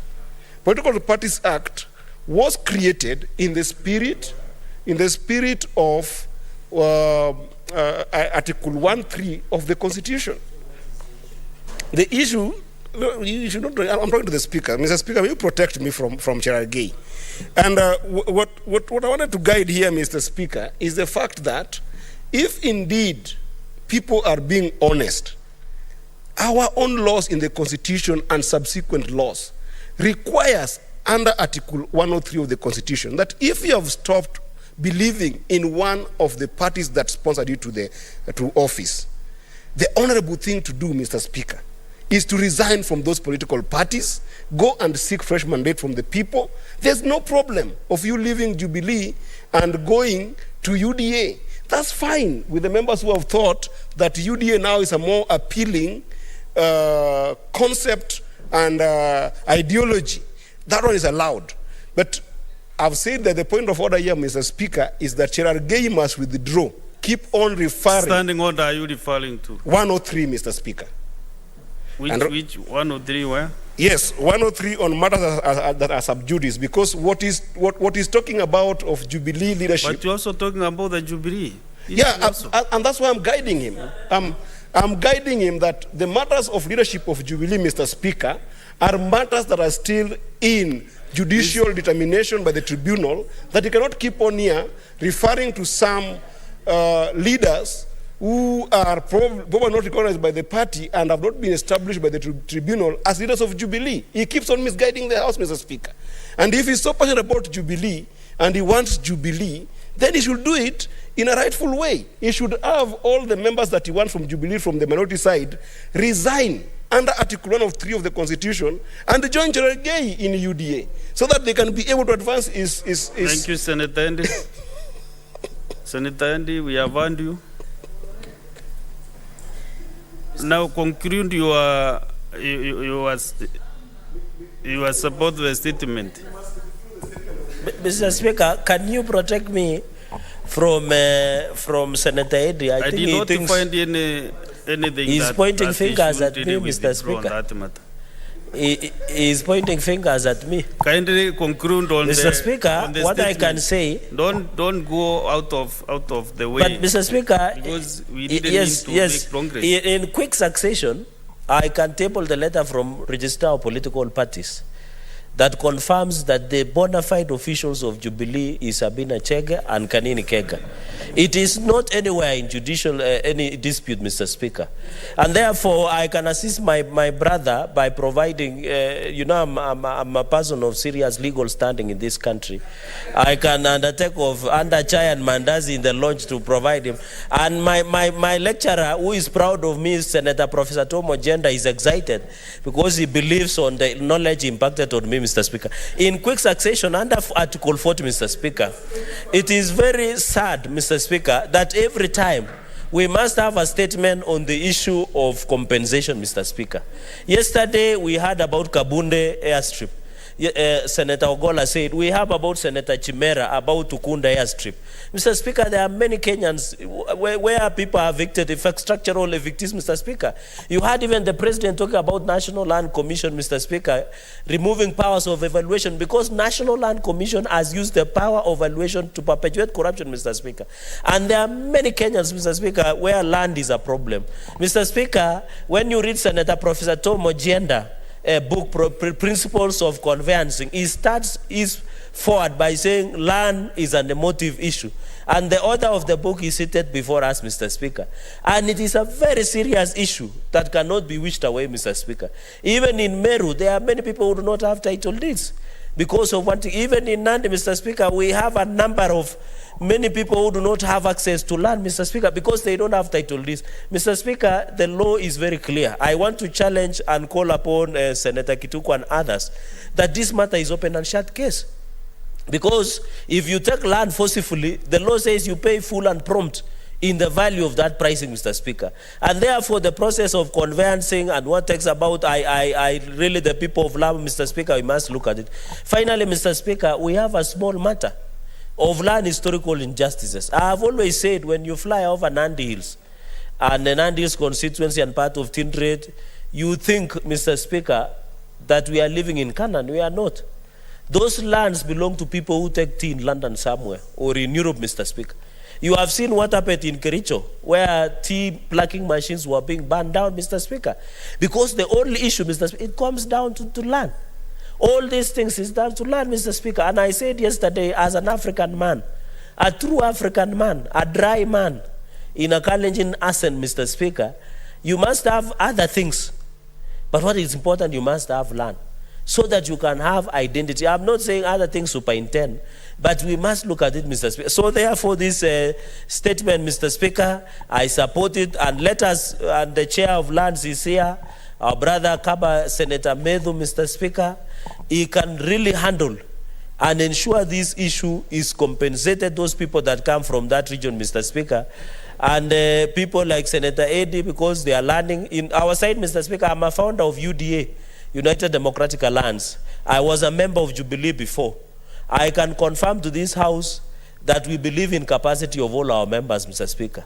And when you don't see us having any seats in this House, Mr. Speaker, we are as powerful as you don't want to imagine. So, Mr. Speaker, with those very, very remarks, I want to say I support this statement and support Senator Kituku and hope we can attend. Thank you, Mr. Speaker. Next statement by Senator Beatrice Ogora. Honorable Speaker,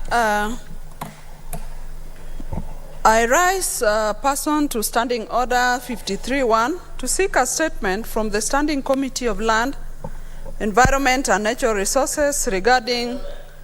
Yes, what is out of order?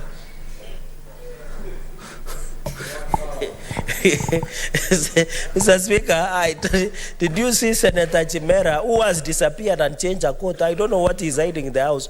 Just cross without going and bowing and then crossing to the other aisle, Mr. Speaker. And interestingly, he has changed the coat from the lighter one that he has to a darker one. I don't know what he's doing. Senator Chimera, can you go back to the bar and move appropriately? Yes, Senator Beatrice. Thank you, Mr. Speaker, sir. Just as Senator Chimera was doing that, I had a comment from behind me that the coat is also oversized. I don't know what. Thank you. Thank you, Honorable Speaker.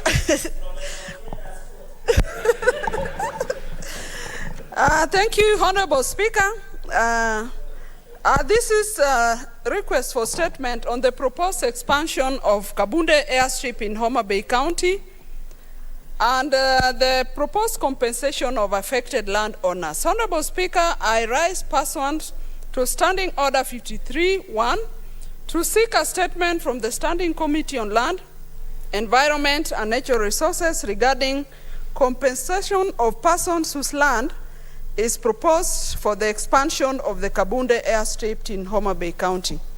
Honorable Speaker, in the statement, the committee should provide a list of all residents whose land is proposed for the expansion of the Kabunde Airstrip by the Kenya Airports Authority, including the respective land registration numbers and the approved amounts to be paid for the land and properties not limited to houses, Honorable Speaker, because on land there are various properties.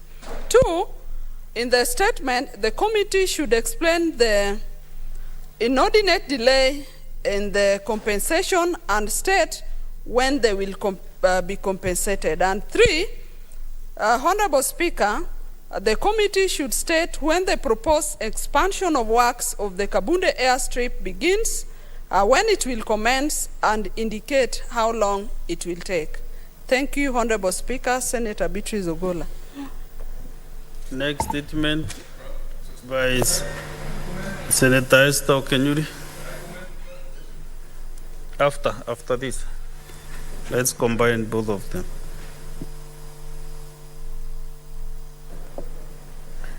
Thank you, Mr. Speaker. A request for statement on the county boundary dispute between Kisii County and Nyamira County.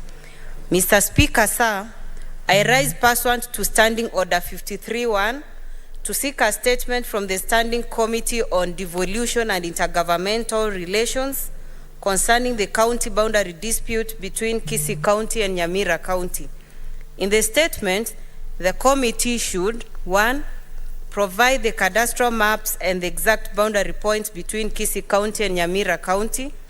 2, state reasons for the ongoing boundary dispute between the two counties and the resulting chaos in Keroka town, addressing claims of double taxation of traders in the town. 3, undertake a visit to engage the affected communities in dialogue and conflict resolution. And finally, outline effective interventions being undertaken by both levels of government towards ensuring a permanent solution of the disputed boundary area. Senator Esther Okenyuri, MP. Thank you. Very brief comments from B23 senators, Senator Kajwang, Moses. Mr. Speaker, the two statements that have been requested, I have an interest in them. Starting with the statement from Senator Esther, I am the sponsor of the county boundaries bill that is before the House. I've asked the clerk to circulate the bill and the report of the departmental committee that considered it, so that if possible tomorrow, this House can debate that bill and pass it, because that is a solution to the boundary disputes we have in this republic. The Constitution requires that a boundaries commission be established to review county boundaries whenever a dispute arises. Mr. Speaker, disputes have arisen not just between Kisii and the other county that she's mentioned. Vihiga and Kisumu have been in perpetual dispute. Even Nandi and Homa Bay, Nandi and Kisumu have been in perpetual dispute. Mr. Speaker, I want to encourage members of this House that tomorrow, if the matter is on the order paper, let us pronounce ourselves and have a county boundaries bill that can provide these affected persons and communities with a solution that will be lasting. Mr. Speaker, on the other statement request by Senator Beatrice, I also would like the committee that would be looking into this, and I've seen it has gone to the Lands Committee, and Mr. Speaker, I thought this was more of infrastructure, but there is an element that I would also want to be included. It would be important to know who has been compensated, because the statement is asking for a list of those who are to be compensated. Let the House also be informed those who have been compensated, the amounts that they have received. Mr. Speaker, let the House also be informed the budgetary allocation that the national government has set aside, because airstrips and airports are the responsibility of national governments. And in many cases, because the national government has failed in its function, a number of counties have ended up putting money to upgrade airstrips. We saw that in Mandera. Mandera, they decided to put money to upgrade Takaba Airport. And it has now opened up Mandera in a way that the national government could not do. Homa Bay has done the same thing. The county government has put money in Kabunde because the national government has failed to live up to its functions and the responsibilities that are in the Constitution. And so let the committee ask the relevant CS to tell the House the budgetary allocation and how much the national government has committed to Kabunde airstrip to be able to expand that airstrip, to be able to open up the potential of tourism in Homa Bay, and to be able to open up the Lake Victoria side, which for a long time, Mr. Speaker, has been ignored and has been seen only as a den of mosquitoes and sesefly, rather than a frontier where we can encourage foreign visitors to come and visit, to come and see the beautiful Rumba National Park, to come and see the beautiful beaches that we have in Homa Bay and the neighboring counties of Kisumu and Migori. Mr. Speaker, thank you.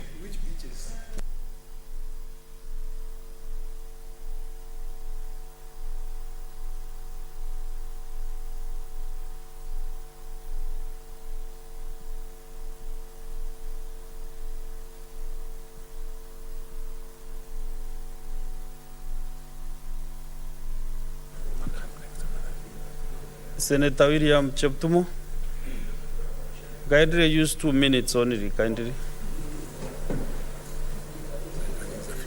Yeah.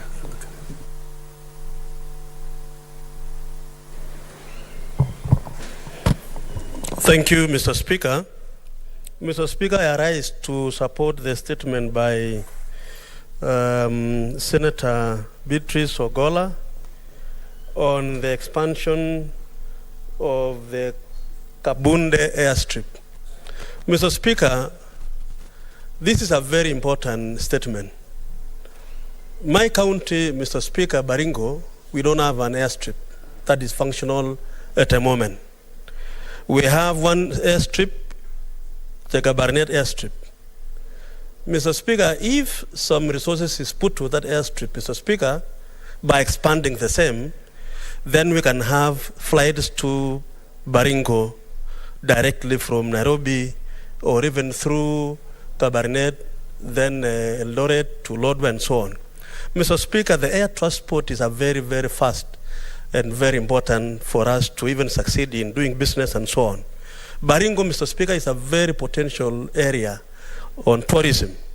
And Mr. Speaker, it is important that the Minister of Transport And Mr. Speaker, let me really thank the CS Transport, because recently we had a meeting with him, leaders of Baringo, and he promised to look into that Cabernet airstrip and their airstrips within Baringo, like Baringo airstrip, Kimali airstrip, and others.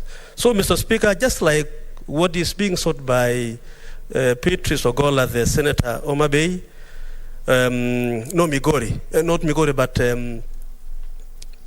Homa Bay, yes.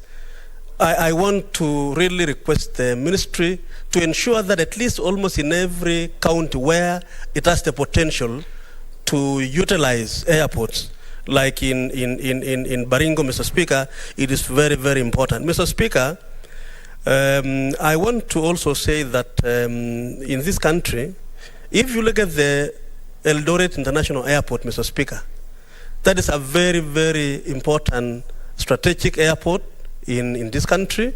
And then from there now members are able, like for Baringo now you have to go to Eldoret, then again you drive all the way to Baringo through Iten and so on. So, Mr. Speaker, I think it's a very important statement, and the committee responsible, Mr. Speaker, in my view, should be able to also look at the other areas of our country so that we improve and expand airstrips in our country. Thank you, Mr. Speaker. I support. Senator David Wakoli. Sorry, I have nothing to say, Mr. Speaker. I was talking something else. Thank you. Senator Professor Tom Ojenda.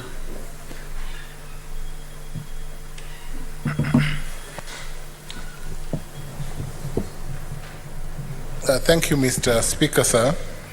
Mr. Speaker, sir, let me contribute to the question, the twin issues, Speaker, one of land compensation for Kabunde Airport and other airports under expansion. Specific, I know, Mr. Speaker, sir, that Kisumu Airport is one of the classes of airports that require expansion for purposes of trade. I join the issue, Mr. Speaker, sir, with the question of land compensation, and I know that His Excellency the President gave a directive on the question of land compensation and the role of the National Land Commission are set out under the Land Act 2012 and the Land Registration Act 2012.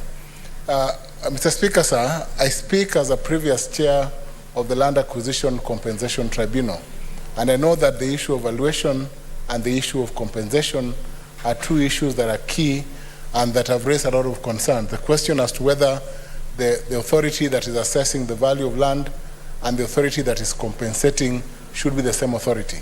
I believe, Mr. Speaker, sir, that land compensation is at the core of every government project.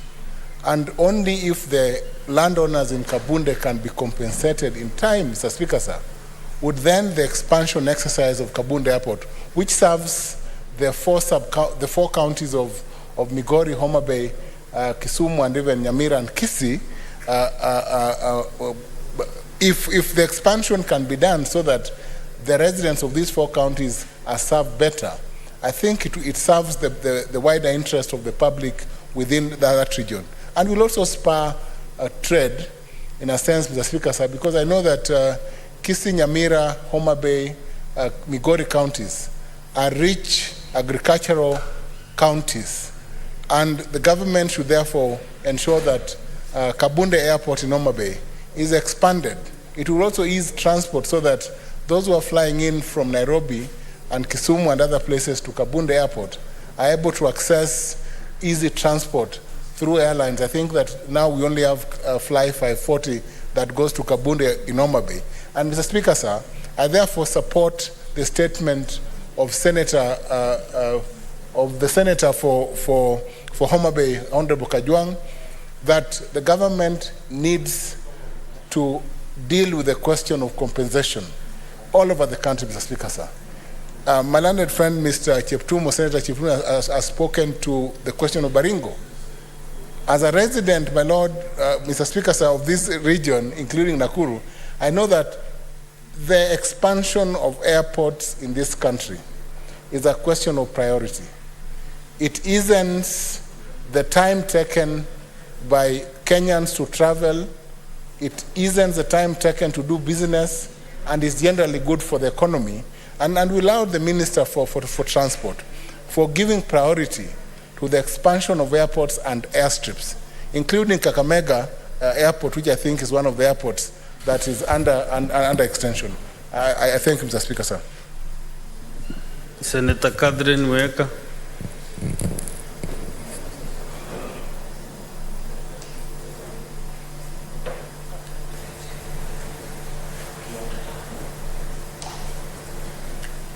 Thank you, Mr. Speaker, for giving me an opportunity to contribute to this, to the statement by Senator Beatrice Ogola on the issue of the compensation of those who gave their land for the building of the airstrip. Mr. Speaker, infrastructure development is a vital enabler for the growth of any economy.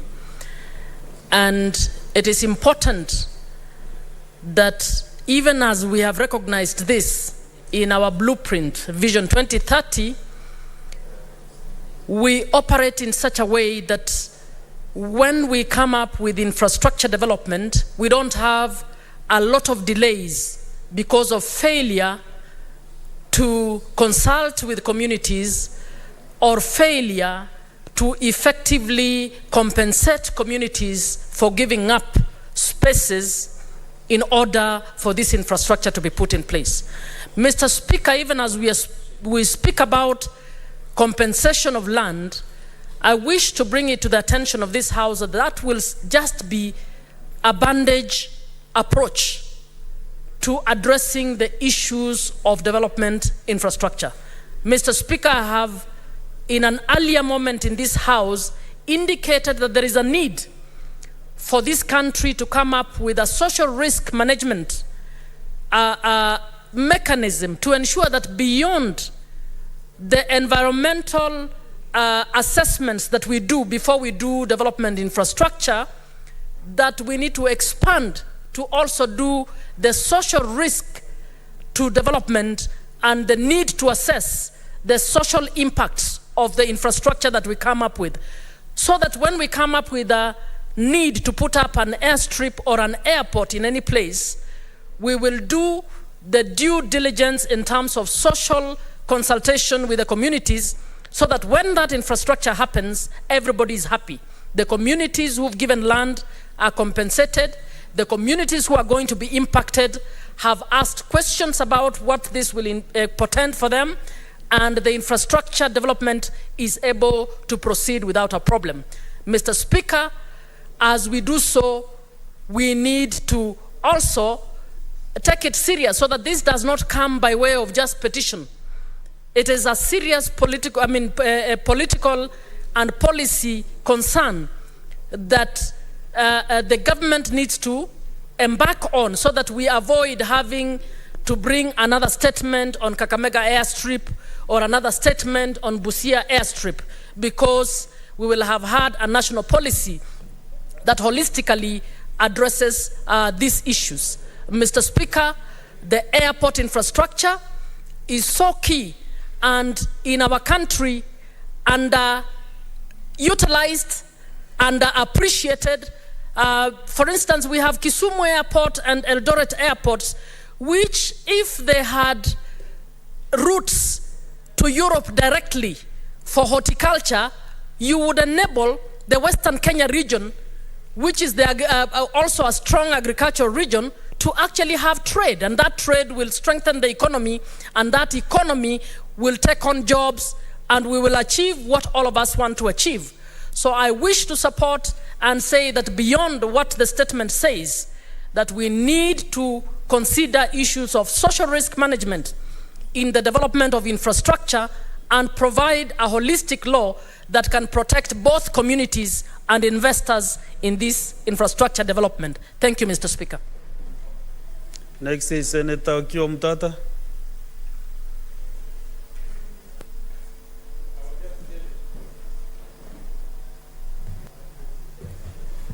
Mr. Speaker, sir, thank you for the opportunity to address the House, and I stand to support the two statements by the two eminent senators.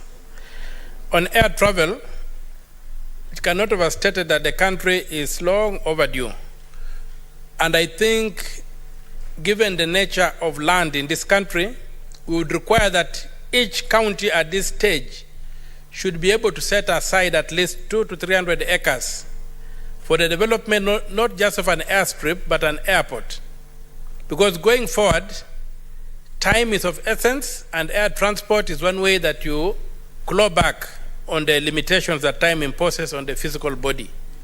So I would be urging that in supporting the statement on the airport or airstrip, that we should aim higher and ensure that every county has an airport, not just an airstrip, so that we can carry slightly bigger planes that can be integrated in the CIDPs of those counties in terms of transporting goods and produce, and as Senator Catherine has said, even for export to the international market. As regards disputes boundary disputes between counties, there are many and they need to be addressed urgently. Right now, we also have a dispute between Siaya and Busia County over the Yala Swamp that needs to be addressed. We have disputes all over. I'm involved in litigation involving 3 counties, that's Taita Taveta, Kwale, and Makueni, over where the boundaries lie. So this is a matter that is really serious, and I think we should expand the statement to provide for solutions to all these other county boundaries, so that the people can know where to pay taxes. The question of double taxation is a very painful one, and it's one that should not be allowed, that 2 counties can force a trader to pay taxes to both of them, just because the government, and as the national government, has failed in its mandate to mark out, to put down beacons where these county governments should end their jurisdiction and where the other one should begin. So with those few remarks, I support the 2 statements, and I also support the request by Senator Kajwang that is a bill on county boundaries should be fast-tracked. Thank you, Mr. Speaker, sir. Thank you. Last but not the least, Senator Chesang, 2 minutes. Alan.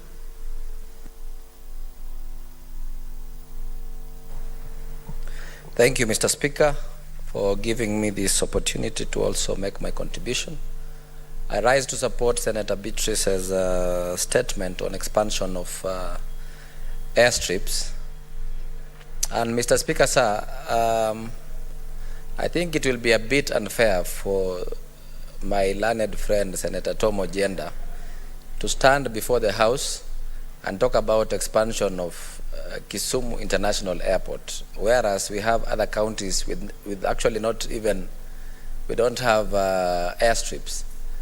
Mr. Speaker, sir, as we speak, the only flight that flies to Kitale, Trans Nzoia, Safari Link, has actually opted to stop their flights from 9th June. This is because the airstrip is small. So I want to support this statement by saying that this should be an issue that the national government should take as a priority because of issues that Senator Mumo has said, and Trans Nzoia being also the breadbasket of this country, Mr. Speaker, sir. And we have floriculture, we have people planting different types of crops. Mr. Speaker, sir, the government, the national government should take priority with to expand airstrips such as Trans Nzoia airstrip. Senator has talked about the Baringo airstrip and the small airstrips that are there in this country, not concentrating on international airports like Kisumu airports. I thank you, Mr. Speaker, and I rise to support this statement. Thank you very much.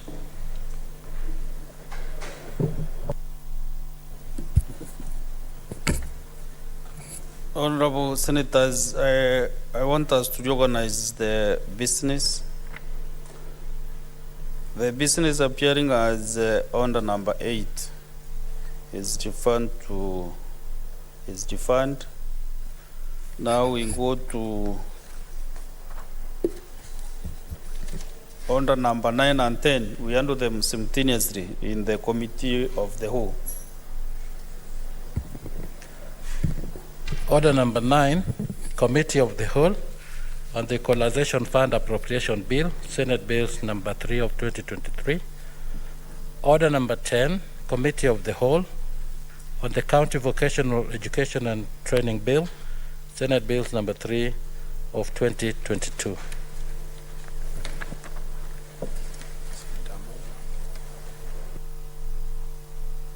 Honorable Senators, when the committee of the whole is called, senators should stand up. Senior Boni Karwale.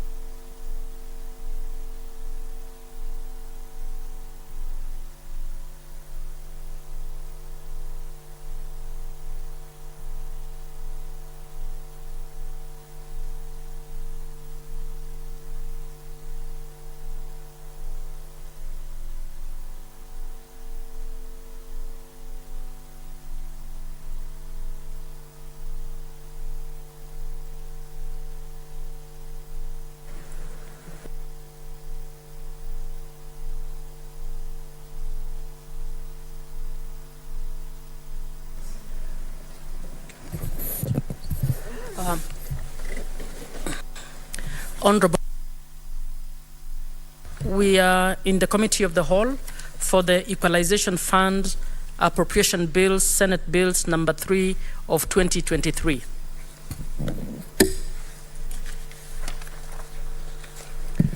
Clause 2.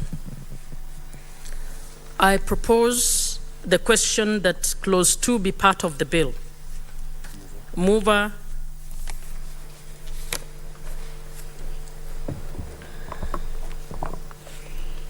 Thank you, Chair. As indicated in the order paper in reference to Clause 2, which seeks to delete the words 13,893,791,604 appearing immediately after the words Kenya shillings and substituting therefore the words 10,330,317,433. The reason is, Madam Chair, because when we table this bill first, and as a committee, the outstanding balance for equalization fund was amounting to 13 billion. The total sum is actually 52 billion. When I moved this bill, I clearly explained and indicated what was approved was 26 billion. And out of the 26 billion, only 12 billion had been remitted. And so the outstanding is supposed to be 13 billion. In our deliberations as a committee, what was approved by National Treasury in the supplementary budget was 10 billion.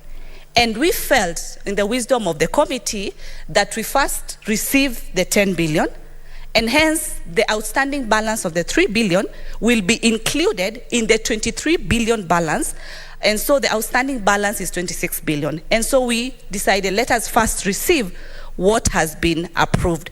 And hence, that is what we are seeking in this particular Clause 2 amendment, which has further affected the schedule of each and every county as far as the distributions are concerned, just as far as the less 3 billion is concerned. Not that this money is not going to be remitted, but the timeliness is what we considered as a committee. And through that, Madam Chair, I beg to move.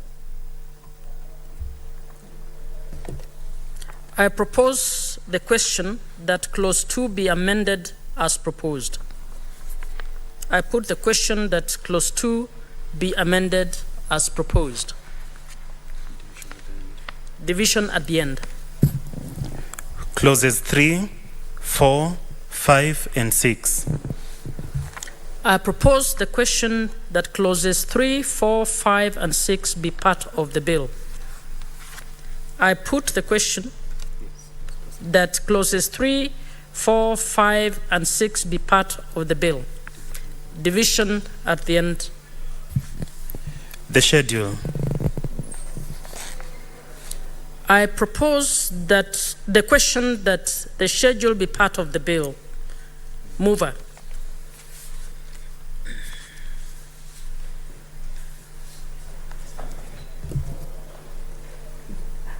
Madam Chair, pursuant to Standing Order 153, I beg to move that the Committee of the Whole do report progress on its consideration of the Equalization Fund Appropriation Bill, Senate number 3, 2023, and seek leave to sit again tomorrow.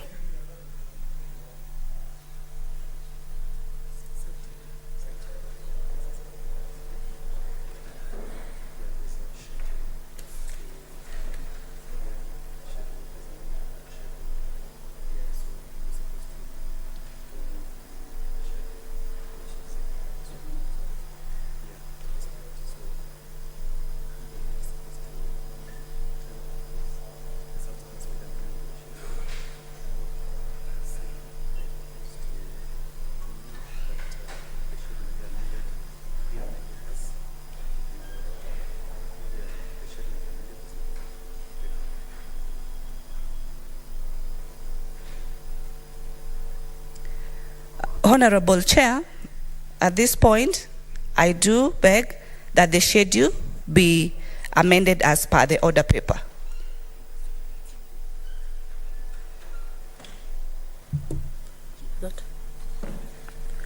I propose the question that the schedule be amended as proposed. I put the question that the schedule be amended as proposed. Division at the end. The title and Clause 1. I propose the question that the title and Clause 1 be part of the bill. I put the question that the title and Clause 1 be part of the bill. Division at the end.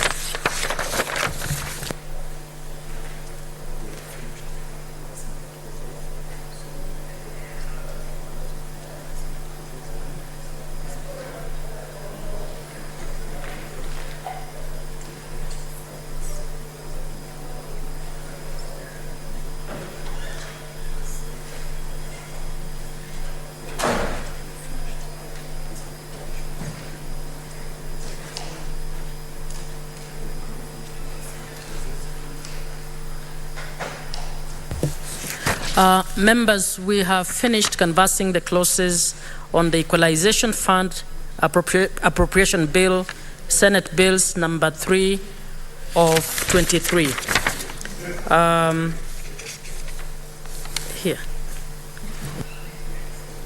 I call on the mover.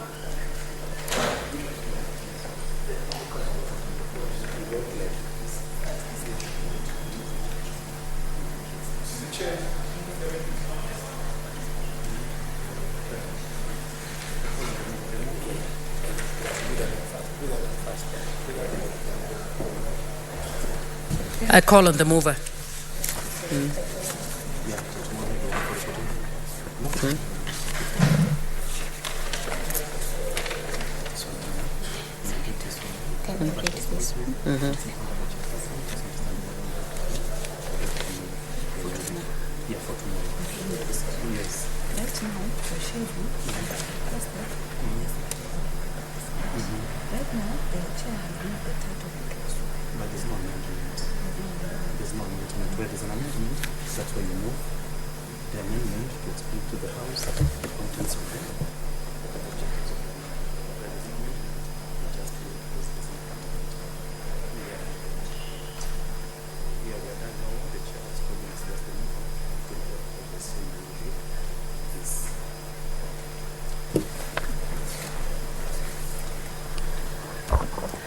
Honorable Chair, at this point, pursuant to Standing Order 153, I do beg that the Committee of the Whole do report progress on its consideration of the Equalization Fund Bill, Bill number 3 of 2023, and seek leave to sit again tomorrow. Thank you. I put the question that the Committee of the Whole do report progress on its consideration of the Equalization Fund Appropriation Bill, Senate Bills number 3 of 2023, and seek leave to sit tomorrow. As many as are of the similar opinion say aye. Aye. As many as are of a contrary opinion say nay. The ayes have it. Honorable Senators. Next bill.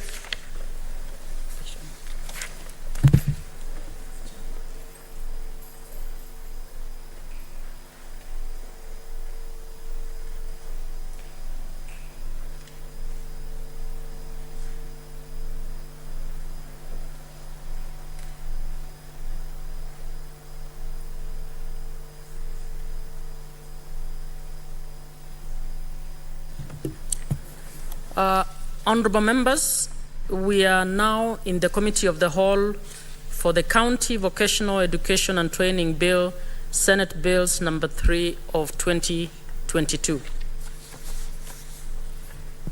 Clause 3. I propose the question that Clause 3 be part of the bill. I put the question that Clause 3 be part of the bill. Division at the end. Clause 4. I propose the question that Clause 4 be part of the bill.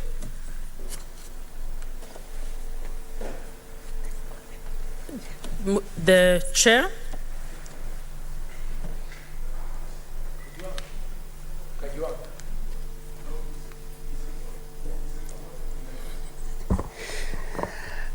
Honorable Chairperson, I beg to move that Clause 4 be amended as proposed in the order paper. I propose the question that Clause 4 be amended as proposed.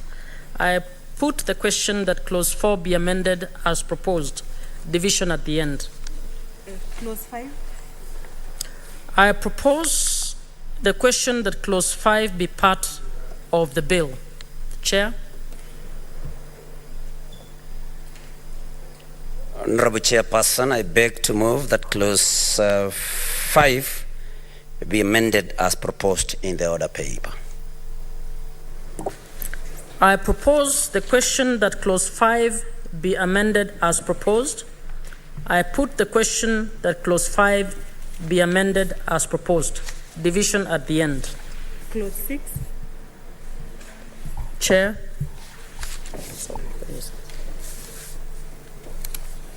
Honorable Chairperson, I beg to move that Clause 6 be amended as proposed in the order paper.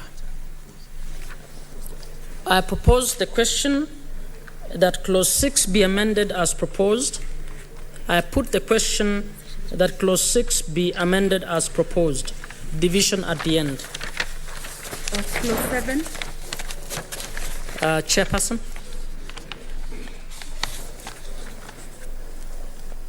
Honorable Chairperson, I beg to move that clause 7 be amended as proposed in the order paper. I propose that the question that clause 7 be amended as proposed. I put the question that clause 7 be amended as proposed. Division at the end.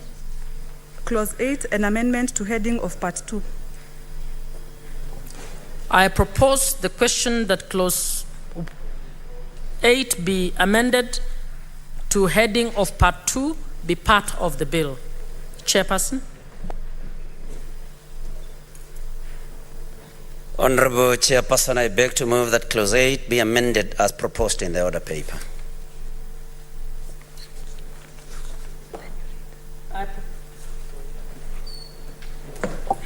I propose the question that clause 8 and amendment to heading of part 2 be amended as proposed. I put the question that clause 8 and amendment to heading of part 2 be amended as proposed. Division at the end. Clause 9. I propose the question that clause 9 be part of the bill. Chairperson. Honorable Chairperson, I beg to move that clause 9 be amended as proposed in the order paper. I propose the question that clause 9 be amended as proposed. I put the question that clause 9 be amended as proposed. Division at the end. Clause 10. I propose the question that clause 10 be part of the bill. Chair. Honorable Chairperson, I beg to move that clause 10 be amended as proposed in the order paper. I propose the question that clause 10 be amended as proposed. I put the question that clause 10 be amended as proposed. Division at the end. Clause 11. I propose the question that clause 11 be part of the bill. Chairperson. Honorable Chairperson, I beg to move that clause 11 be amended as proposed in the order paper. I propose the question that clause 11 be amended as proposed. I put the question that clause 11 be amended as proposed. Division at the end. Clause 12. I propose the question that clause 12 be part of the bill. Chair. Honorable Chairperson, I beg to move that clause 12 be amended as proposed in the order paper. I propose the question that clause 12 be amended as proposed. I put the question that clause 12 be amended as proposed. Division at the end. Clause 13. I propose the question that clause 13 be part of the bill. Chairperson. Honorable Chairperson, I beg to move that clause 13 be amended as proposed in the order paper. I propose the question that clause 13 be amended as proposed. I put the question that clause 13 be amended as proposed. Division at the end. Clause 14. I propose the question that clause 14 be part of the bill. Chairperson. Honorable Chairperson, I beg to move that clause 14 be amended as proposed in the order paper. I propose the question that clause 14 be amended as proposed. I put the question that clause 14 be amended as proposed. Division at the end. Clause 15. I propose the question that clause 15 be part of the bill. Chairperson. Honorable Chairperson, I beg to move that clause 15 be amended as proposed in the order paper. I propose the question that clause 15 be amended as proposed. I put the question that clause 15 be amended as proposed. Division at the end. Clause 16. I propose the question that clause 16 be part of the bill. Chairperson.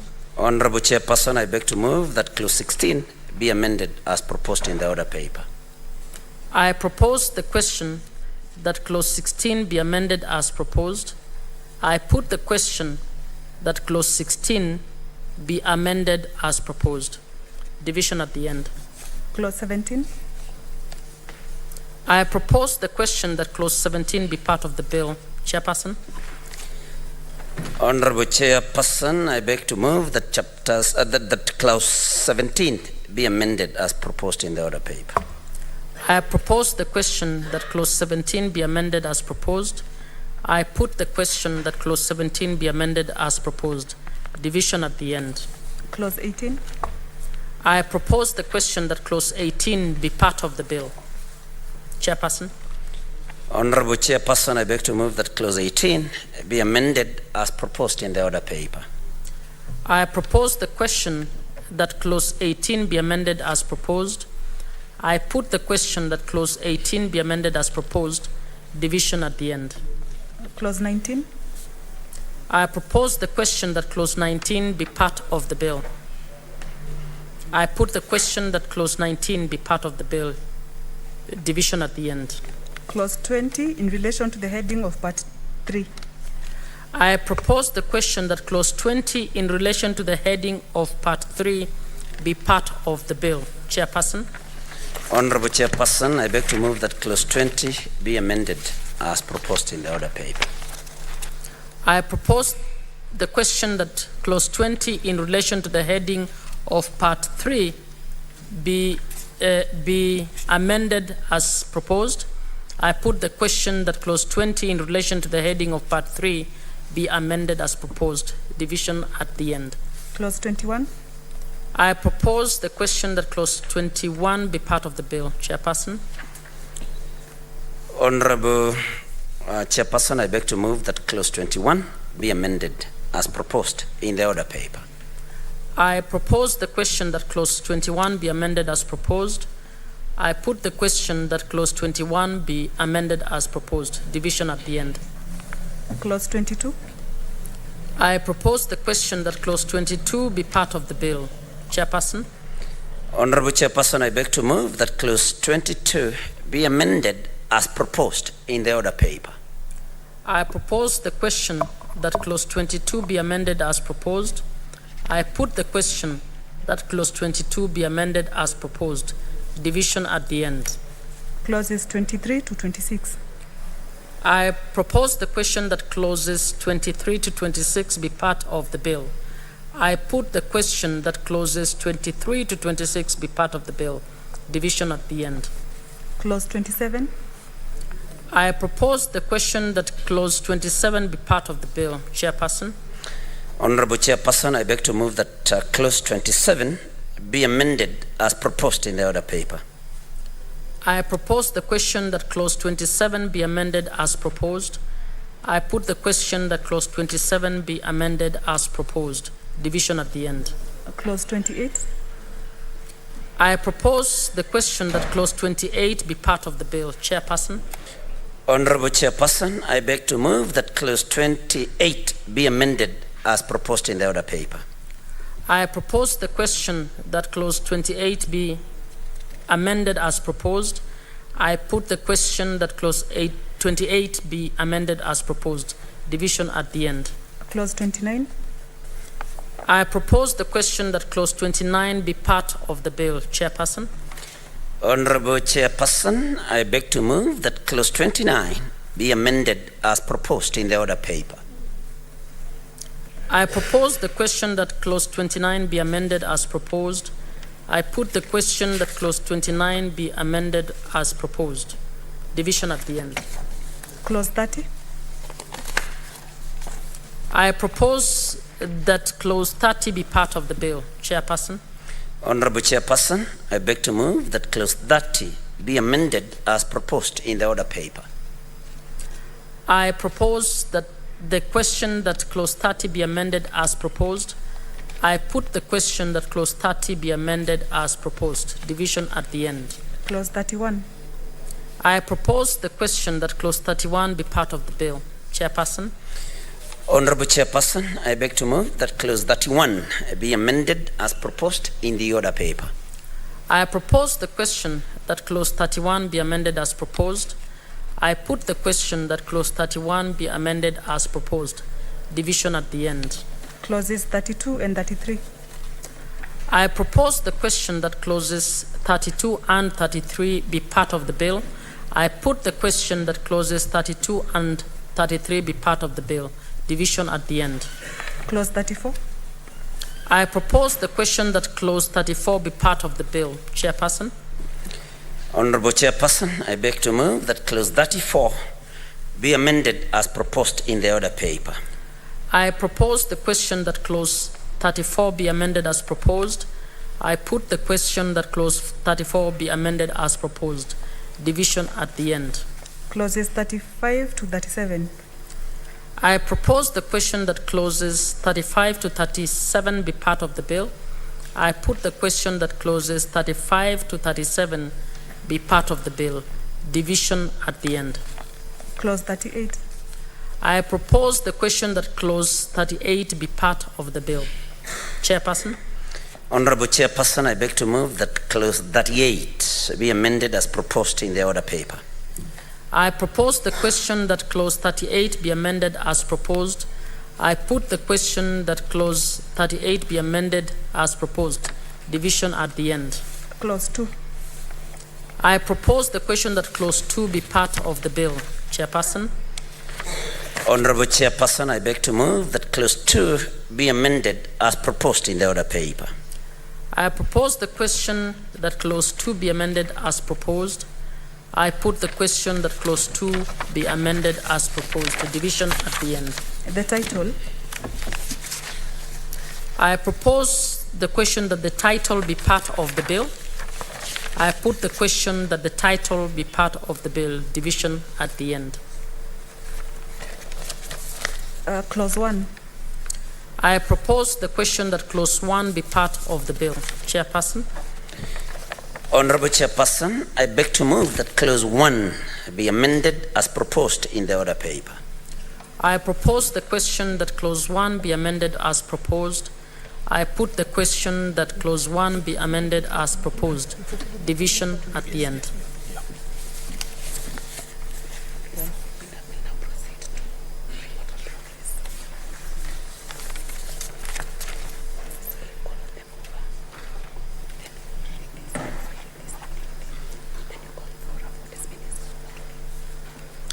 I now call upon the mover to report on progress.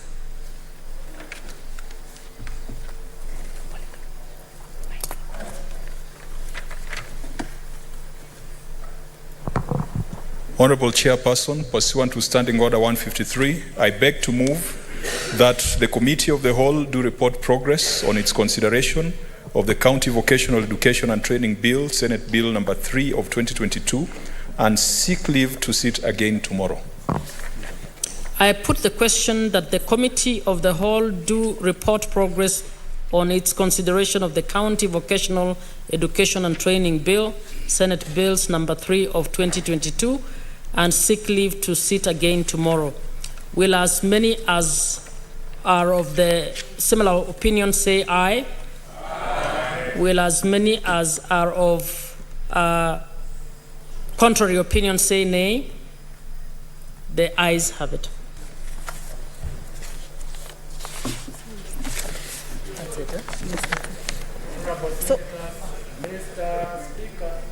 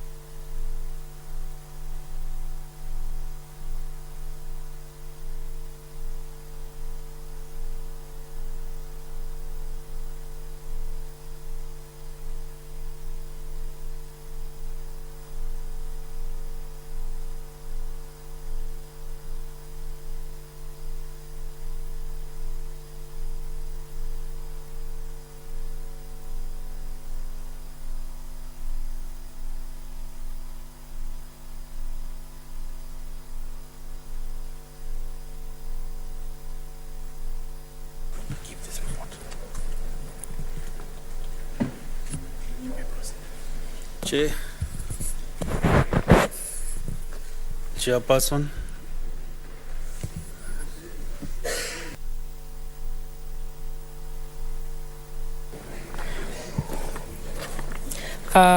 Honorable Speaker, I beg to report that the Committee of the Whole has considered the Equalization Fund Appropriation Senate Bills number 3 of 2023 and seeks leave to sit again tomorrow.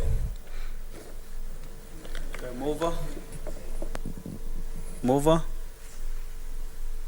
This is the Equalization Fund.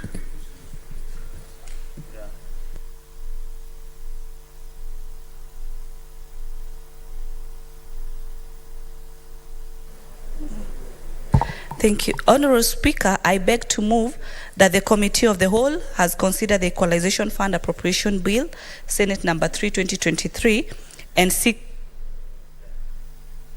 I beg to move that the House do agree with the committee on the said report.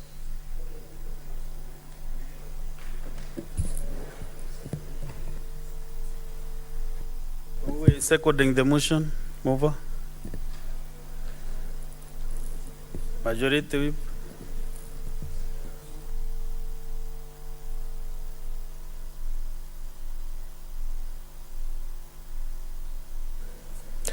Thank you, Mr. Speaker. Mr. Speaker, I second the motion, the bill as moved.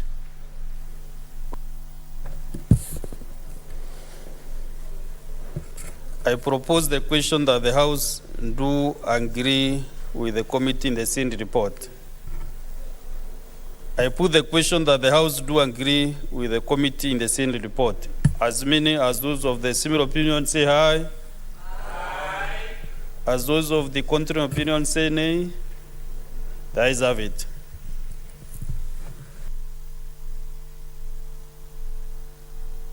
Let's go to the next bill, the County Vocational Education and Training Bill, Senate Bills number 3 of 2022. Chair. Honorable Speaker, I beg to report that the Committee of the Whole has considered the County Vocational Education and Training Bill, Senate Bills number 3 of 2022, and seeks leave to sit again tomorrow. Mover. Mr. Speaker, I beg to move that the House do agree with the committee on the said report, and the Senator for Busia shall second. Senator Okiya Omtatah. I second. I propose the question that the House do agree with the committee in the same report. I put the question that the House do agree with the committee in the same report. As many as of the similar opinion say aye. Aye. As those of contrary opinion say nay. The ayes have it. Next order.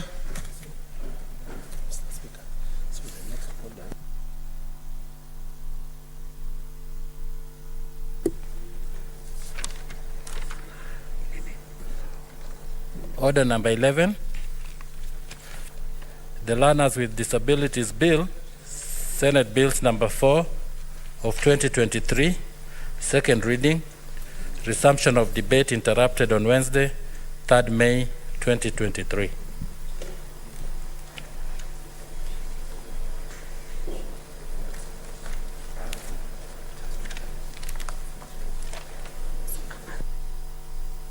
Honorable Senators, the business under order number 11 is defunct. Next order. Order number 12, the Cotton Industry Development Bill, Senate Bills number 5 of 2023, second reading. Senator Bed Sengo.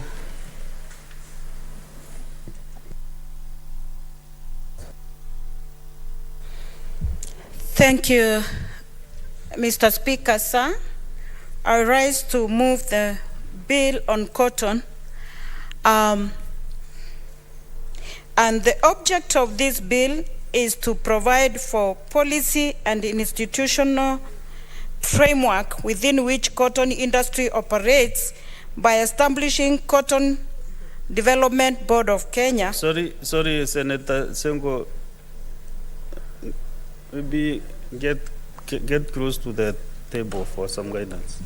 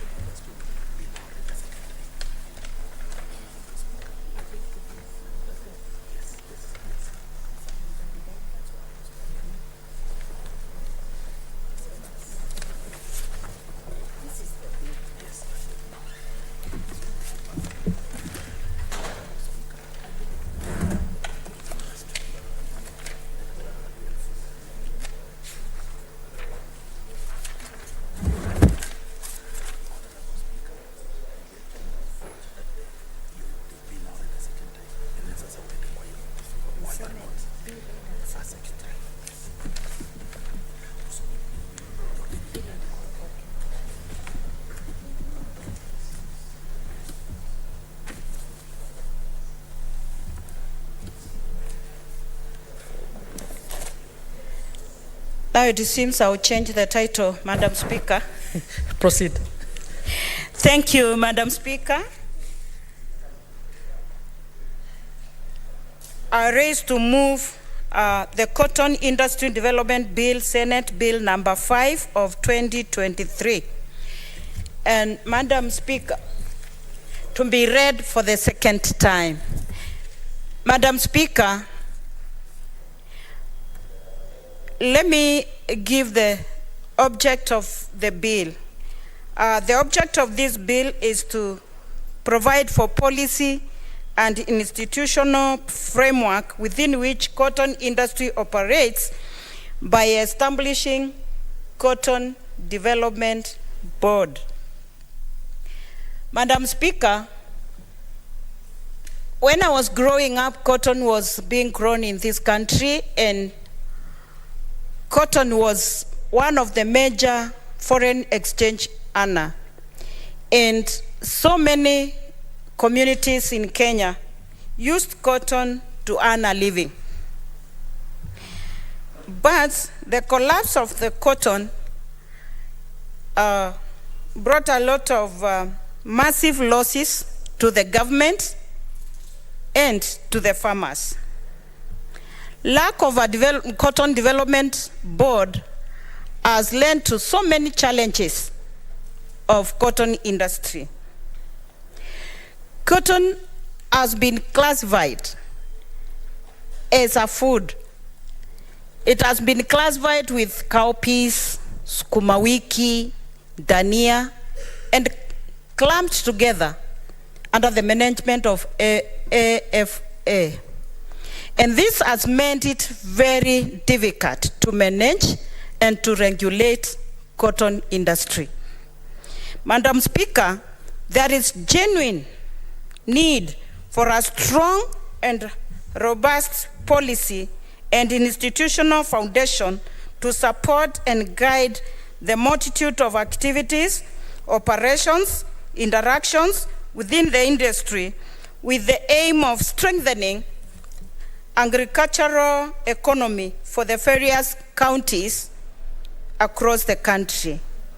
Looking at cotton industry, Madam Speaker, there are about 6 regions that can grow cotton and were growing cotton before.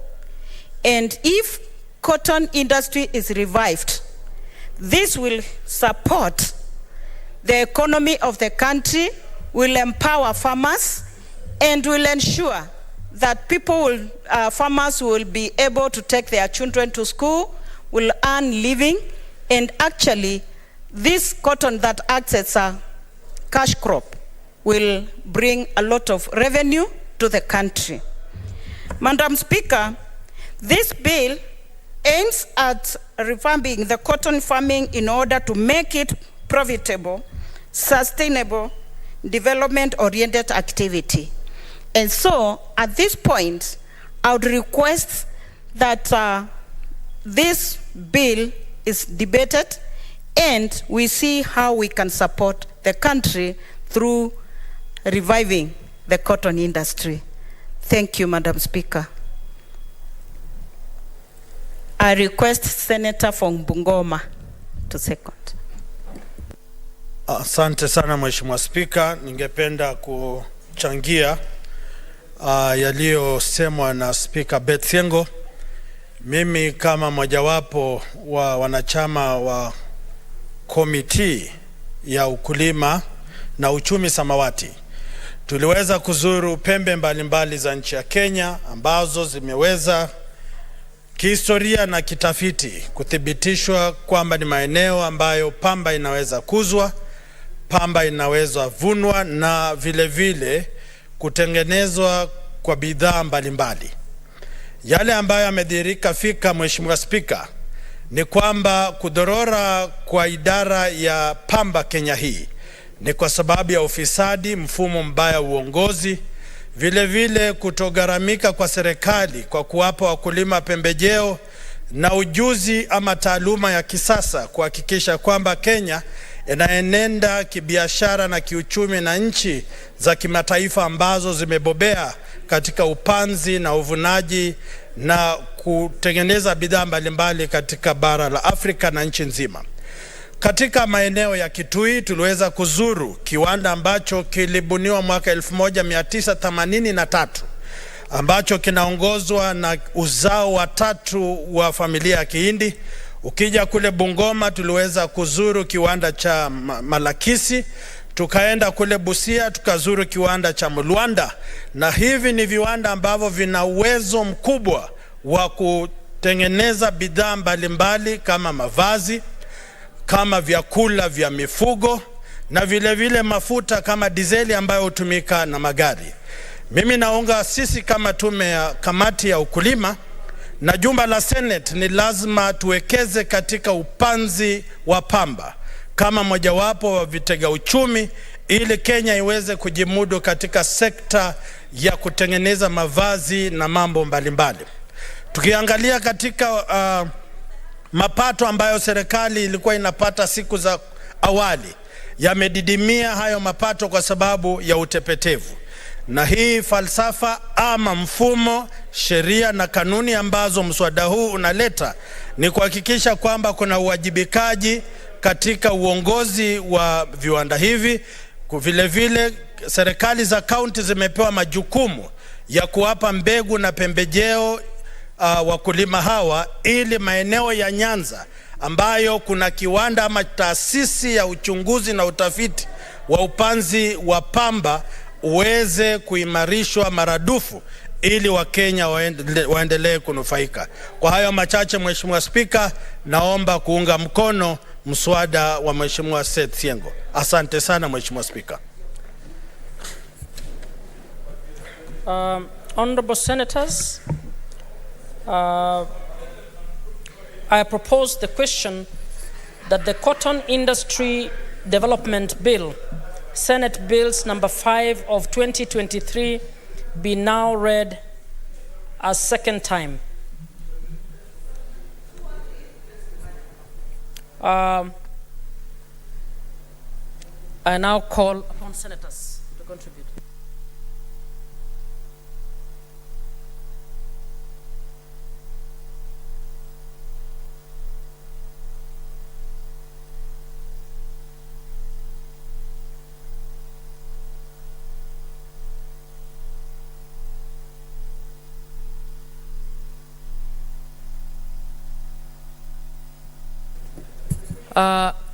For the mover, there's no one contributing. There's no one wishing to contribute to this.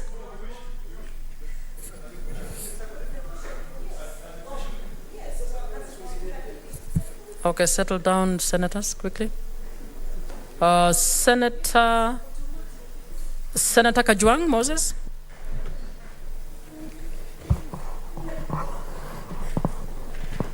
Madam Speaker, I rise to support the Cotton Industry Development Bill that has been sponsored by Senator Beth Siengo, and I want to congratulate Senator Beth for making this her maiden bill. Mr. Speaker, cotton is a very important raw material. It is a very important driver of economies where cotton has been taken seriously. The county that I represent, Homa Bay, was one of the leading growers of cotton in this country.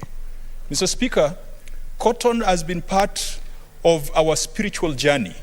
It has been part of our academic journey, part of our economic journey. Spiritual journey in the sense that when Pastor Kaskalen came to the hills of Kindu to set up the first Seventh-day Adventist church in Homa Bay on the shores of Lake Victoria, Pastor Kaskalen introduced the people of Homa Bay to cotton growing. Whereas in the past, the people of Homa Bay made their garments using readily available material, cotton was not part of it. We made our garments using hides and skins. We made our garments using paper derived from the papyrus that was abundant around the lake.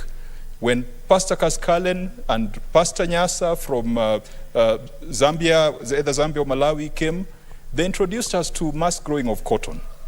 The chiefs then realized that these religious leaders had not come to steal their land and had not come to colonize them, had not come to belittle them as Africans. And our people in Homa Bay took up cotton growing. It spread. As a result of its spread, the church also spread.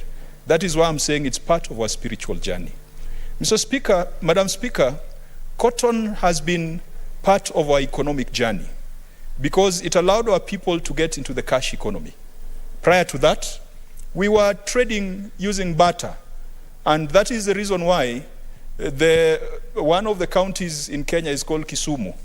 Kisumu is derived from the Luo word Kisuma, and Kisuma is really about barter. Our people would come with fish from Homa Bay, walk over to Kisumu, and exchange the fish with other delicacies that the people of that area produced. But because of cotton, the concept of cash was introduced to our people. As a result, we had the first bank accounts. We had the first people who could be able to go to shops and buy items to put up more modern structures. Cotton has been part of our academic journey. Many of us have been educated as a result of the proceeds of cotton. If it wasn't for cotton, probably many people, perhaps the first or second generation after colonialism and after the arrival of the church in our region, would not have made it to school because their parents perhaps would not have been able to afford the school fees. Cotton has been part of our urban centers and our urban structures. When you drive along the roads of the cotton growing areas, you'll find centers called store pamba. Now, store pamba simply means cotton store or store ya pamba. And so you'll find in Homa Bay a center called store pamba, in Kisumu a center called store pamba. And one thing that is unique about the store pambas is that they are huge warehouses where people used to bring and aggregate their cotton for it to be delivered onwards to the ginneries and to the people who would process it and add value to it. Madam Speaker, that was the landscape in Kenya. That was a landscape in Homa Bay, in Busia, in Kitui, and in several other counties, until we succumbed to pressure to liberalize our economy, to open the floodgates to second-hand imports into this country. That killed the cotton industry once and for all. Madam Speaker, even though we are always very quick to blame the IMF and the structural adjustment programs of that era, there were also a lot of local blunders, local political decisions that we made that led to cotton being on the brink of collapse. Madam Speaker, in this country, it is thought that fertilizer is only for maize farmers. No one ever thinks of providing fertilizer to growers of cotton, growers of cashew nut, and growers of other agricultural products. Everyone thinks that the farmers in Rift Valley, the North Rift, and Trans-Nzoia, Kitale, and those areas should be given seed, should be given fertilizer. No one ever imagines that to the fish farmer, the person with a fish pond or with a fish cage, to them, fertilizer is equivalent to fish feed. No one is giving them fish feed. No one is giving our poultry farmers free feed or subsidized feed the same way we are doing to maize farmers. I am making this narration to reflect that the cotton farmers were completely ignored and disregarded by the government of the day. A lot of focus was on maize farmers in Kitale, in Rift Valley. When it came to cotton farmers, they were left on their own. As a result, cotton became untenable because the variety of cotton that we had required to be sprayed several times. The farms needed to be weeded several times. And Madam Speaker, an interesting story that my father told me before he passed on, he told me that the families of the days back, because of polygamy, families had a huge labor force. When the children were deployed to the cotton farms, they could cover acres upon acres in a day in terms of weeding, or in terms of spraying, or in terms of picking the cotton. And when you're harvesting cotton, Madam Speaker, for those who have not had that experience, if you harvest 1 acre of cotton, by the time it reaches evening, when you look back, it is a field that is white. Because when cotton is ready for harvest, the balls keep bursting and the white is exposed. So you cannot say that you harvest 1 acre and move on to the next acre. You have to keep repeating it. Madam Speaker, family sizes have reduced, and as a result, you don't have that labor to sustain the activities that are required in cotton farms. The solution has come in the way of BT cotton. Madam Speaker, there has been a conversation around genetically modified organisms, or GMO, in this country. But a decision was made that let us start with BT cotton.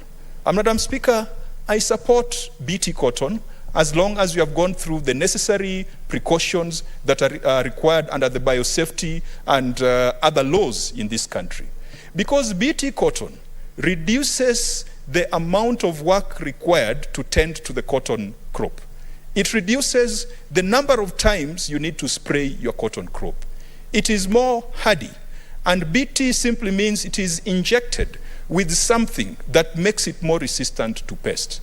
Madam Speaker, as we discuss the Cotton Industry Development Bill, let us look at other aspects of ensuring that our farmers have got the right kind of seed, be it BT cotton or anything that scientists can find to be better than what we traditionally used to have. Because we cannot afford labor, because we stopped being polygamous, we stopped having many children, and in the olden days it is children and wives and husbands who used to provide labor to the farms. So BT cotton and other improved varieties, as long as they are safe for human consumption, should be promoted. Madam Speaker, the Cotton Lint Marketing Board, for a long time, was seen as a position to be given to persons who had been in the opposition, and for them to be contained and tamed. You do recall that Jaramogi Oginga Odinga, when he left detention, he was appointed to be the chair of the Cotton Lint Board. And because Jaramogi Oginga Odinga was a truthful man, I don't know, today people tolerate truthful men, but they never tolerated the truthful man that Jaramogi was. Because Jaramogi, when he was appointed chair of the Cotton Lint Board, he said that there are people who grabbed land in Kenya. And as a result, he was fired from the Cotton Lint Board and sent into political oblivion. Those were some of the things that made cotton to be underlooked, underrated. There was underinvestment in the cotton industry because of political considerations. Also because cotton was grown in areas that were politically radical. Madam Speaker, the government, in terms of its industrial policy, in terms of its agricultural policy, saw to it that those regions remained marginalized and at the mercy of the national government. This bill should cure that problem. This bill should revive cotton growing. It should put money back in the pockets of cotton growers. It should allow cotton growers to work with the same kind of dignity that maize farmers have. This bill should ensure that the national government looks at cotton the same way it looks at maize growers. That it should, as it's providing free or subsidized fertilizers to maize growers, it should do the same for cotton growers. It should provide good quality seed to cotton growers. It should ensure that there is a market for Kenyan cotton. It should ring-fence the Kenyan local market. Madam Speaker, the AGOA, Africa Growth and Opportunities Act, that the Americans came up with to support African countries to spur local production and to be able to export things to the United States. Statistics show that even though we are making Levi's here in Athi River, that we are making Lee and all sorts of designer brands here in Athi River, all of which are extensively based on cotton. Most of that cotton is coming from Egypt, is coming from other countries, coming from Ethiopia, and very little of it is coming to Kenya. We need to address that. If AGOA is to be beneficial to the people of Kenya, it should not just be in the form of providing some sweatshop kind of labor for our people in Athi River. It should not just be because it is providing a real estate market or real estate boom in Athi River and Syokimau and related areas.